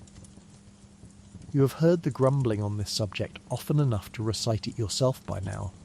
Veterans comparing notes about how a soldier marching on solid ground somehow commands more respect and more silver than a man who spends his entire service hauling an oar through open water, risking drowning, ramming and boarding actions on top of everything a legionary faces. Deductions eat into your pay before you ever see the full amount, a portion withheld for food and equipment in a system that will feel eerily familiar to anyone who has ever examined a modern paycheck and wondered exactly where certain percentages quietly disappeared to. Some of what remains gets set aside, formally or informally, as a kind of forced savings meant to provide you with something upon eventual discharge. Since a veteran mustered out after decades of service with absolutely nothing to show for it represents a genuine political problem for whichever emperor happens to be currently trying to maintain a loyal, motivated military establishment. Beyond the coin itself, your actual compensation includes rations, the same buccalatum and posca, and occasional salted meat that keeps you alive day to day, along with a promise, honoured with varying degrees of reliability depending on the political stability of the moment, of eventual benefits at the conclusion of your term of service. For a non-citizen provincial recruit specifically, this promise typically includes Roman citizenship itself upon honourable discharge after your full term. A genuinely significant prize that opens legal and social doors for you, and, crucially for any children you might have, a piece of long-term thinking that makes the whole grinding arrangement feel, on your better days, like an investment rather than pure exploitation. You have done the arithmetic more than once during a long night watch, weighing the actual value of your pay against the genuine physical cost of earning it, and the sums rarely come out looking particularly generous by any modern standard. But you also understand, with a clear-eyed practicality that this life has forced upon you, that the alternative available to a poor coastal provincial with limited prospects was rarely some comfortable, well-compensated civilian trade waiting patiently for your attention. Naval service, however gruelling, however poorly it compares to a legionary's pay, still beats unemployment, still beats subsistence farming on marginal land, still offers a path, distant and uncertain as it is, toward eventual citizenship and a small parcel of land or savings that your family did not previously have access to. Corruption and delay plague the actual payment system with a regularity that would be darkly comic if it were not directly affecting your own livelihood. Paymasters occasionally skimming a portion for themselves, payments arriving late due to genuine administrative chaos or the more mundane reality of a fleet operating far from Rome's actual treasury, and you have learned, the way every rower eventually learns, to treat any payment that actually arrives on schedule and in full as a small, genuine cause for celebration rather than a reasonable baseline expectation. There is a particular quiet solidarity among the rowers around pay matters specifically, since everyone aboard shares the same basic grievances about the gap between legionary and naval pay, the same frustration with deductions and delays, the same cautious optimism about eventual discharge benefits that may or may not materialise exactly as promised, depending on which emperor or commander happens to be honouring which prior arrangement by the time your own term finally concludes. You trade rumours constantly about other fleets, other pay scales, other veterans who received their promised benefits in full versus those who did not. A constant informal audit of the entire system's reliability, conducted purely through gossip and second-hand testimony. Since no rower aboard has any real access to the actual administrative records governing his own eventual fate. Consider, for comparison, your own relationship with a paycheck back in civilian life, deposited automatically, calculated according to a contract you at least nominally understood and agreed to in advance. Your naval pay offers none of that clean predictability, arriving in modest, occasionally delayed instalments, calculated according to a system you only partially understand and have absolutely no power to negotiate, and yet you keep rowing anyway. Because whatever this arrangement's genuine flaws, it remains, for a man in your particular circumstances, considerably better than the alternative of not being on anyone's payroll at all. A portion of your accumulated pay, where the system functions as intended, gets held on deposit with the unit's standard bearer, or an equivalent officer entrusted with safeguarding it, a practice borrowed directly from legionary custom and adapted for naval use, protecting a rower's savings from both his own impulsive spending during a rare port call and the more mundane risk of simply losing a coin purse overboard during rough weather. You appreciate this arrangement more than you initially expected to, having watched a shipmate blow through an entire pay period's earnings in a single enthusiastic evening ashore, an object lesson the rest of the crew has quietly, gleefully, never let him forget. Coinage itself circulates through the fleet in a familiar mix of denarii and smaller bronze denominations, and you have become, out of sheer necessity, a fairly sharp judge of a coin's genuine weight and condition, since counterfeit or clipped currency circulates readily enough in busy port towns that a careless sailor can find his hard-earned pay quietly devalued before he is even finished spending it. Some rowers supplement their official pay with small, informal side trades conducted during port calls, a skilled hand at carving selling small trinkets to curious locals, a man with a good singing voice occasionally performing for coin in a dockside tavern, minor hustles that officers generally tolerate so long as they do not interfere with actual duty. You have tried your own hand at exactly this kind of modest enterprise, mending a merchant's fishing net during a longer stopover in exchange for a hot meal, a small satisfying reminder that even here, reduced mostly to an oar and a bench, you remain a person with skills the wider world still finds occasional use for. Letters home. When a man aboard can actually write, or knows someone willing to write on his behalf, travel slowly and unreliably through a patchwork of merchant ships, military couriers, and sheer good fortune, sometimes arriving at their destination months after being sent, sometimes not arriving at all. You have entrusted exactly one such letter to a departing supply ship since this deployment began, addressed to a family who will have no confirmed way of knowing whether you are alive or drowned until either you or this fragile little scrap of papyrus eventually completes its own separate, uncertain voyage home. A rower who can genuinely read and write fluently holds a small, valuable niche within the crew regardless of his official rank. Drafted informally into composing letters for illiterate benchmates in exchange for small favours, an extra ration, a promise of help with some upcoming chore, a modest trade that both parties treat with real seriousness, given how much a man's entire connection to home can depend on getting the wording right. You have watched one particularly patient veteran painstakingly draft the same tender. A slightly clumsy message on behalf of 3 separate homesick sailors in a single evening, each letter addressed to a different distant town, each one, in its own halting way, saying essentially the same thing, that its sender is alive, exhausted, and thinking of whoever waits for him back home. Let's talk about the men sitting on either side of you, because the bench you share with them tells a far more interesting story about the Roman Empire than any single one of you could tell alone. The man immediately to your left grew up in a fishing village along the Egyptian coast, recruited into naval service the same way most of the crew was, a free provincial with limited prospects back home, and a practical eye toward the eventual citizenship waiting at the far end of his term. He speaks Greek more comfortably than Latin, prays to gods you only half recognise,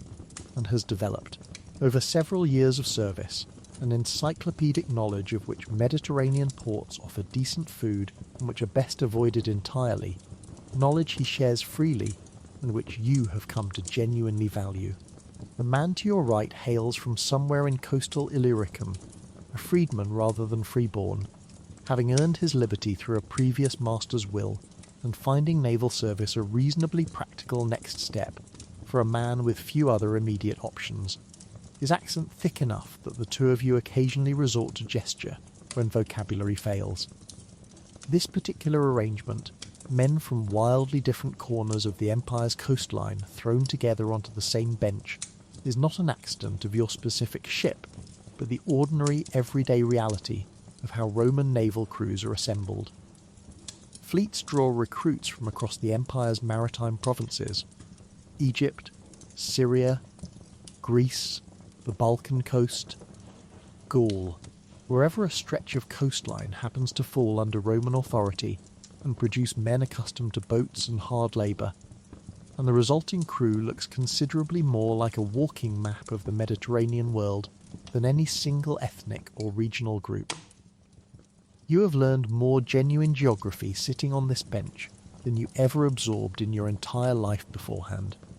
simply through the accumulated stories, complaints and homesick reminiscences traded during the brief windows when conversation is actually possible. Genuine citizens serve alongside you too, though generally in smaller numbers than the provincial recruits. Men who chose naval service specifically, sometimes out of family tradition, sometimes because legionary recruitment in their particular region happened to be full, sometimes for reasons as mundane as simply living near a naval base and finding the recruiting office more convenient than any. Alternative. These citizen rowers occupy a slightly different social position within the crew, technically holding rights and legal protections the provincial recruits do not yet possess, though in the day-to-day reality of an oar and a bench, this distinction matters considerably less than you might expect, since the oar itself has never once cared about anyone's legal status. And then, rarely but genuinely, you encounter the occasional man whose path here involved considerably less choice than everyone else's. A convicted criminal sentenced to naval service as an alternative to a harsher penalty, or, during the darkest emergency levies of Roman history, someone swept up during a genuine manpower crisis with far less say in the matter than the rest of the crew enjoyed. These men are the exception rather than the rule aboard your particular ship, and you have noticed how carefully the rest of the crew tends to keep a certain social distance from them, not entirely unkindly, but with the wary caution of free men who understand, at some instinctive level, exactly how different their own circumstances are from the man beside them who did not choose this bench. Through any of the ordinary paths the rest of you travelled, Marines occasionally rotate in from the legions proper, bringing with them stories and expectations shaped by land-based military service that do not always translate smoothly into the specific culture of a rowing deck. And you have watched more than one newly transferred legionary struggle visibly with the particular claustrophobia and constant physical demand of naval life. A reminder that even within the broader Roman military establishment, the sea genuinely does demand something different from a man than the land does. This whole patchwork crew, remarkably, functions, coordinates and survives together through months of genuinely brutal shared labour, not because everyone aboard likes each other. Plenty of the usual friction and grudges you would expect from any group of exhausted strangers exists here too, but because the sheer physical demands of the ship leave very little room for the kind of prolonged tribal hostility that might flourish in a more comfortable setting. You simply cannot afford rowing at the pace this ship demands. To hold a grudge against the man whose coordinated effort you depend on every single stroke, and this practical necessity produces a kind of enforced, occasionally reluctant unity that outlasts most of the individual friction it papers over. Consider, for comparison, your own experience of a diverse workplace back home. Colleagues from different backgrounds thrown together by circumstance, rather than by any particular personal choice, learning to function as a team despite genuine cultural and personal differences. Your bench is that same dynamic, compressed into considerably tighter quarters and considerably higher stakes,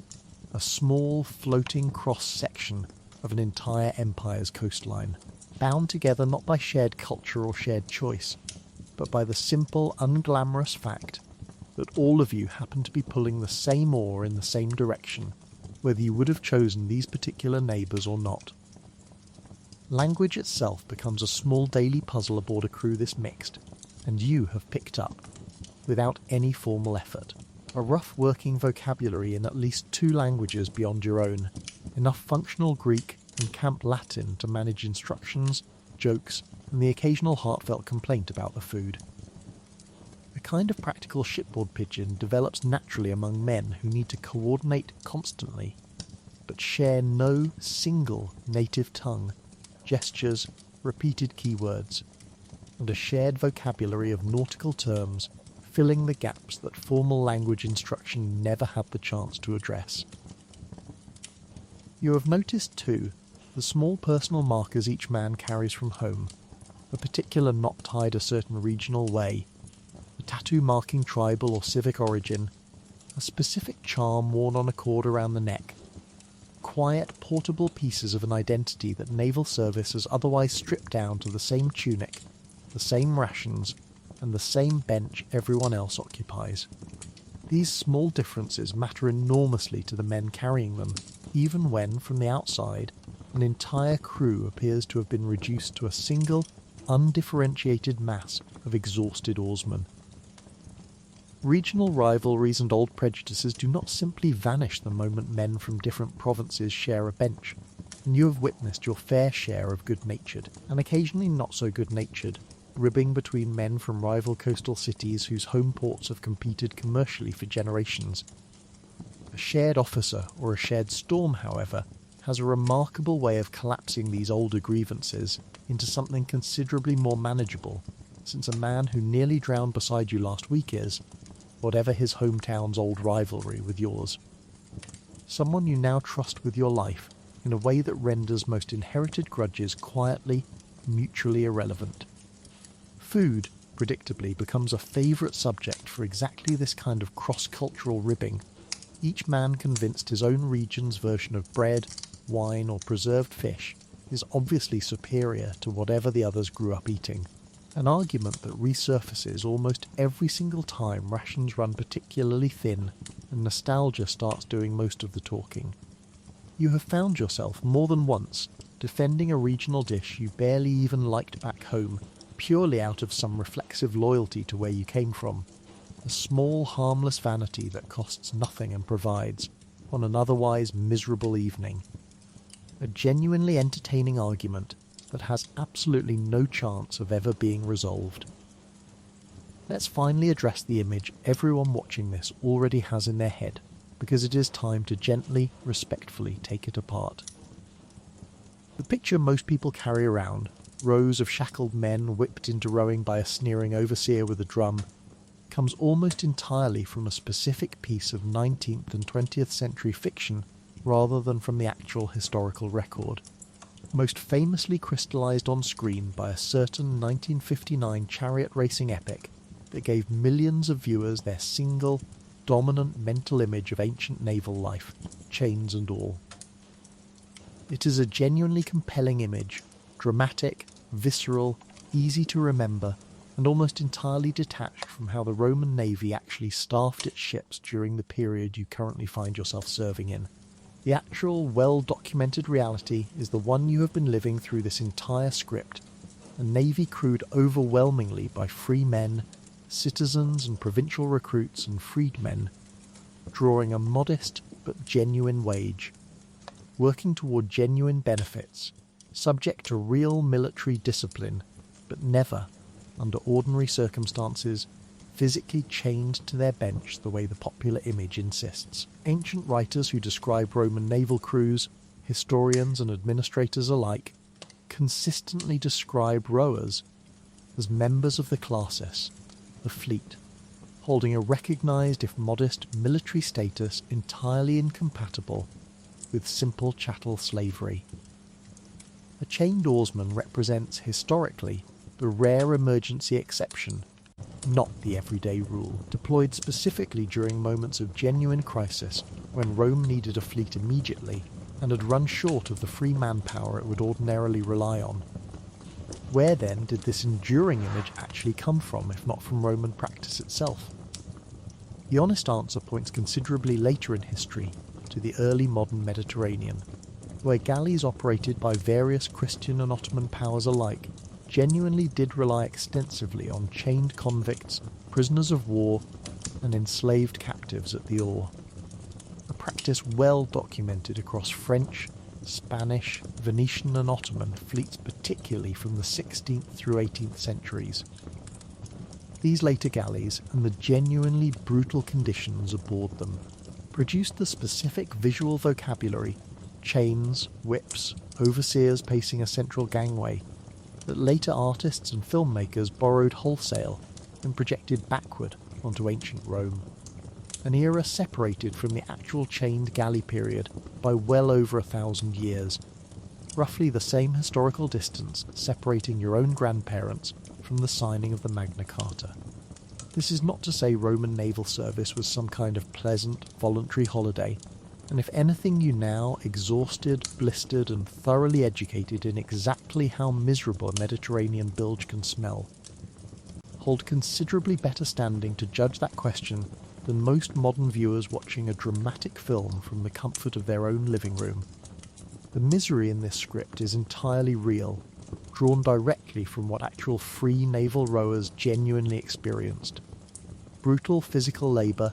dangerous storms, terrifying combat, wretched hygiene, chronic exhaustion, and a pay scale that generated legitimate, well-documented grumbling throughout the Roman military establishment. Free men suffered plenty aboard these ships without needing any chains at all to explain why. There is something worth sitting with in this particular correction, a reminder that history rarely offers the clean, simple narrative that popular imagination prefers, and that genuine suffering does not require a villain twirling a metaphorical moustache and cracking a literal whip to qualify as genuine suffering. You were not chained to this bench. Nobody forced your wrists into iron before shoving you below decks, and yet here you are anyway, aching, blistered, sunburned, lice-ridden, and thoroughly exhausted. Proof that ordinary, voluntary, contractually agreed labour can produce misery every bit as real as the more dramatic, more cinematic version history books and historical dramas prefer to sell. It is worth noting too that the exceptions genuinely existed, and pretending otherwise would be its own kind of historical dishonesty. Actual slaves did row Roman ships during the darkest emergency levees, most famously in the immediate aftermath of the catastrophic defeat at Cannae, when Rome, having lost an entire generation of soldiers in a single afternoon, armed and rowed enslaved men with the explicit promise of freedom attached to their service. Civil war fleets during the chaotic final decades of the Republic occasionally did similarly, scraping together crews from whatever desperate manpower was available when the usual recruiting channels had run dry. These moments happened, they were real, and they deserve acknowledgement rather than erasure. They were simply never the ordinary, everyday condition of Roman naval service that popular culture has since assumed as the baseline. Consider, for comparison, how easily a single dramatic image, repeated often enough across enough films, novels and casual conversations, can calcify into something that feels like established historical fact, despite the actual evidence pointing somewhere considerably more nuanced. You, having lived through this particular version of events firsthand tonight, now know better. And the next time some well-meaning friend mentions Roman galley slaves with total confidence, you will have the slightly smug, thoroughly earned satisfaction of knowing you actually rode the real version. It is worth remembering too that even earlier Mediterranean naval traditions Rome borrowed heavily from told a similarly free story. Classical Athens, centuries before your own service, famously crewed its own triremes largely with free citizens of modest means. Poorer Athenians who could not afford the equipment of a hoplite soldier, but who found real civic pride and, crucially, real pay and service at the oar, a tradition that shaped Athenian democracy itself in ways later historians spend entire careers unpacking. Rome's own naval manpower system,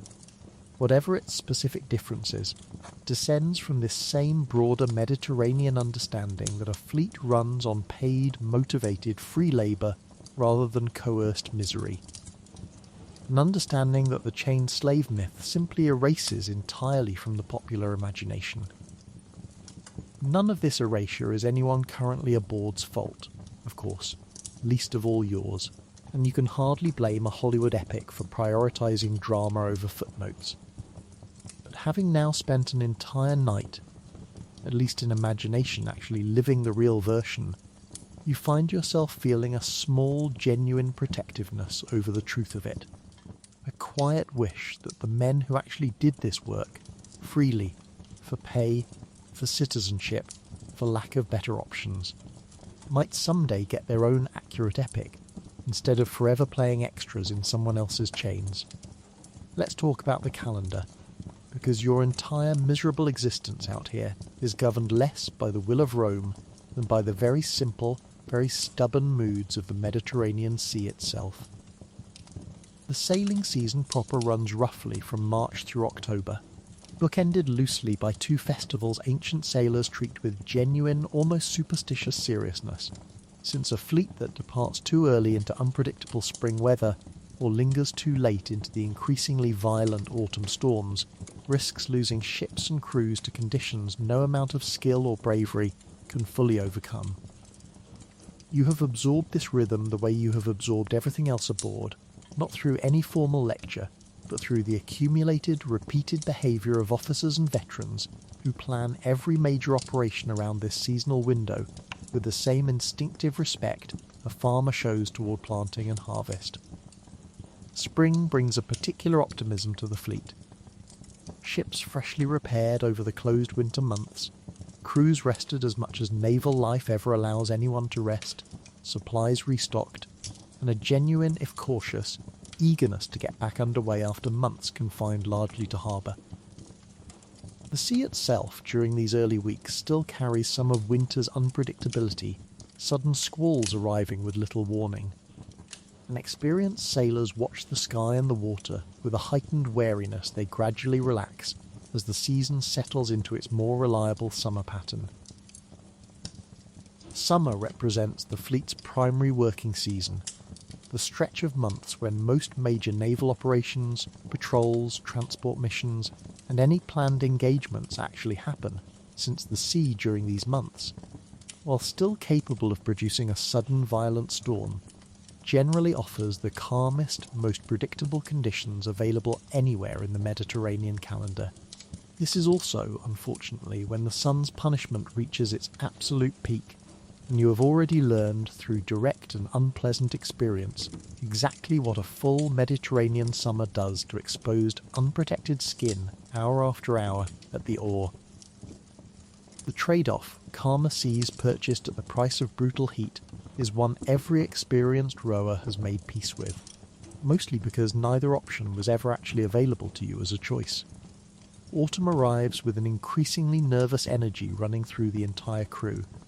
officers watching the weather with growing wariness as the season's reliable calm begins fraying at the edges,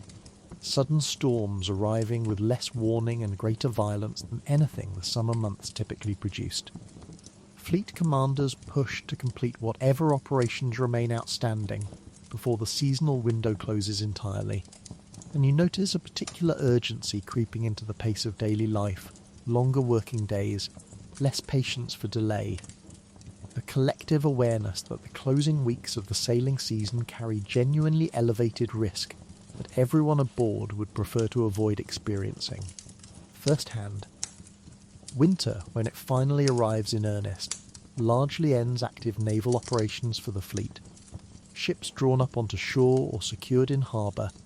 crews reduced to skeleton maintenance duties or, depending on the specific arrangement, released partially to find lodging ashore until the sailing season resumes. This is, by any measure, the closest thing to genuine rest your naval service offers,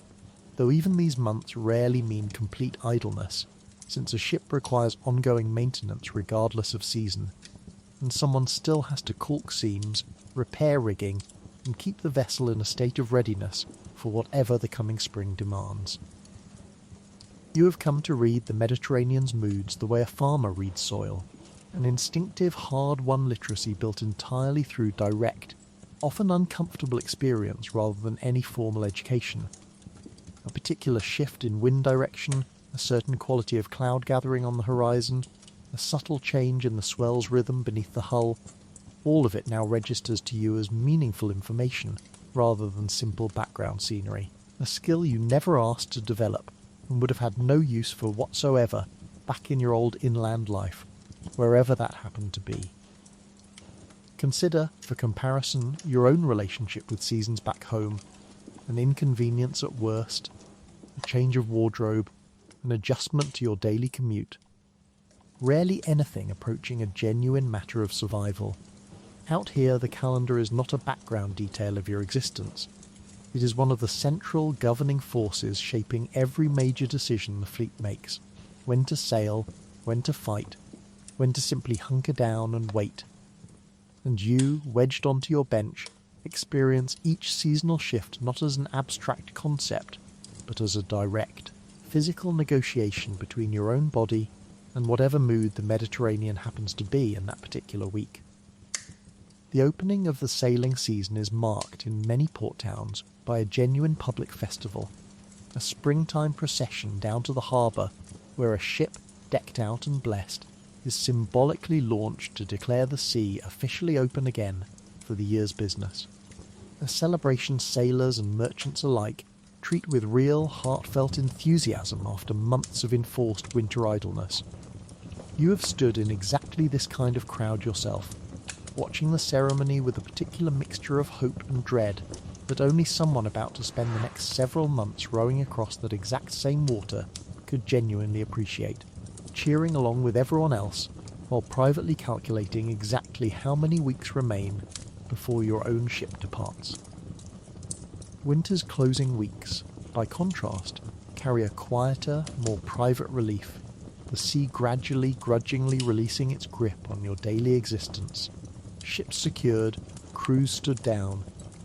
and for a brief stretch of months, you get to remember what it felt like to sleep somewhere that does not move, before the whole cycle inevitably begins again. Let's talk about the future, or whatever version of it a man in your position is permitted to imagine. Because eventually, one way or another, your time on this bench comes to an end. For a free provincial recruit specifically, naval service typically runs a genuinely long-term, roughly 26 years, by the standards of the early empire. A stretch of time that, laid out plainly like that, sounds less like a job and more like an entire adult lifetime handed over in advance, which in the most literal sense it more or less is. You entered this service young, whatever specific age that happened to be, and if you survive the whole term intact, storms, combat, disease, and the ordinary grinding wear of decades at an oar all successfully weathered, you emerge on the other side a man in early middle age, hands permanently calloused, skin permanently weathered, carrying whatever benefits your service has actually earned you. Honourable discharge, when it finally arrives, brings with it the formal rewards this entire arrangement was always technically working toward: Roman citizenship, if you did not already hold it, a status that transforms your legal standing and, crucially, the legal standing of any children you have, along with some combination of accumulated savings, a land grant, or other benefits depending on the specific era and the emperor currently overseeing such arrangements. You have heard veterans discuss this eventual payoff with the same complicated mixture of hope and hard-earned scepticism that any long-serving worker develops toward a distant pension, genuinely wanting to believe the promised reward will materialise as described, while quietly aware that promises made by distant authorities do not always survive contact with actual bureaucratic reality. Not every man aboard reaches this eventual finish line, and you have already, in your comparatively short time aboard, witnessed enough to understand exactly how many different ways this service can end early and considerably less favourably. Disease claims men steadily throughout any long deployment, the cramped, unsanitary conditions below decks providing ideal circumstances for illness to spread through the crew with a speed and thoroughness that any modern public health official would find genuinely alarming. Storms and combat claim others, sometimes suddenly, and violently, sometimes through injuries that fester slowly over weeks before finally proving fatal, far from any proper medical care beyond whatever basic treatment the ship's own limited resources can provide. Injury short of death produces its own quieter form of ending. A man whose hand is crushed in some accident involving rigging or cargo, whose leg is broken badly enough that he can no longer manage the physical demands of the oar, mustered out early with whatever partial benefits the system allows for genuine service-related injury. A fate that carries its own mixture of relief at survival and genuine anxiety about how a permanently injured man supports himself for the remaining decades of an ordinary civilian life he never expected to return to quite this early. Some men, having served their full term and received their discharge, simply re-enlist anyway, a choice that surprises people unfamiliar with just how disorienting a return to civilian life can feel after decades spent inside such a rigid, structured, physically demanding routine. The rhythm of the oar, the camaraderie of the bench, the simple, uncomplicated clarity of a life where your entire job description fits into a single sentence, all of it can prove strangely difficult to walk away from, even when the walking away comes with genuine, tangible rewards attached. You do not yet know, sitting here tonight, at whatever point in your own service this particular evening represents, exactly which of these outcomes eventually awaits you. Perhaps you serve your full term and walk away with citizenship and a small parcel of land, settling somewhere along a coast not unlike the one you left behind so many years ago. Perhaps illness or accident or enemy action writes a considerably shorter, considerably less triumphant ending to your particular story. The oar itself, indifferent as ever to your specific fate, will simply pass to whoever sits down next, exactly as it passed to you from whoever occupied this bench before your own arrival. A small, unbroken chain of exhausted hands stretching back further than anyone currently aboard could reliably trace. Veterans who do reach an honourable discharge often settle, when given any real choice in the matter, in coastal colonies specifically established for exactly this purpose. Communities of retired sailors and soldiers granted land near a harbour not unlike the one that first sent them off decades earlier, a deliberate policy that keeps experienced. Loyal manpower available near the coast, should the fleet ever need to call on it again in an emergency. You have heard these settlements described by men who visited one during a rare stretch of leave, rows of modest, sturdy houses filled with old sailors who still wake at the same hour their service once demanded, still swap the same exaggerated storm stories, still argue good-naturedly about whose old ship handled better in heavy seas, a strange floating fraternity that apparently never quite comes ashore, even once its members finally have. Consider for comparison your own relationship with retirement and career endings back in civilian life. A pension calculated on paper, a farewell party, a gradual planned transition into whatever comes next. Your own ending, whenever and however it arrives, offers considerably less certainty and considerably higher stakes, and yet you keep rowing anyway, one stroke at a time, toward whichever version of the future actually turns out to be waiting for you. Because out here, on this bench, uncertainty about tomorrow has never once been a valid excuse to stop pulling on today. Tonight, though, none of that distant reckoning is quite yet due. Tonight there is only the bench, the oar, the pipe's steady call drifting back from the stern, and the slow, patient work of getting this ship, and everyone aboard it, safely to wherever it is actually going. It's time to bring the oars in for the night. At least for tonight's story. You have spent this entire evening living, second by aching second, the daily grind of a life that history books tend to summarise in a single dismissive sentence about ancient naval warfare, and you now know, better than most, exactly how much sweat, blister and dry deadpan humour actually hid behind that one sentence. Consider, honestly, the sheer volume of misery a Roman remex simply absorbed as the ordinary cost of an ordinary job, the blisters that became calluses, the calluses that cracked anyway, the lice nobody ever fully evicted, the storm survived through nothing more sophisticated than sheer stubborn coordination. The ramming approaches that turned an exhausted body into the single deciding factor of an entire battle. None of it involved chains, whips, or a sneering overseer straight out of an old Hollywood epic, and somehow that makes it more impressive rather than less, because these were free men, choosing, however narrow their actual choices were, to endure all of this in exchange for a wage, a promise of citizenship, and the simple, practical hope of a better life waiting decades down the line for whoever survived long enough to collect it. There is something genuinely worth admiring in that particular brand of resilience, the unglamorous, uncelebrated endurance of ordinary men doing an extraordinarily difficult job, because the alternative, back home, offered even less. No statues were raised to the specific rower whose steady stroke kept an entire ship's rhythm intact through a genuine storm. No epic poem immortalised the particular veteran whose calloused, cracked hands quietly taught a nervous recruit how to survive his first month at the oar. And yet the whole of Roman naval power, every famous victory, every successful campaign, rested entirely on exactly this kind of quiet, unglamorous, thoroughly underappreciated labour, performed by men whose names history never bothered to record. So tonight, as you settle into your own bed, dry, still,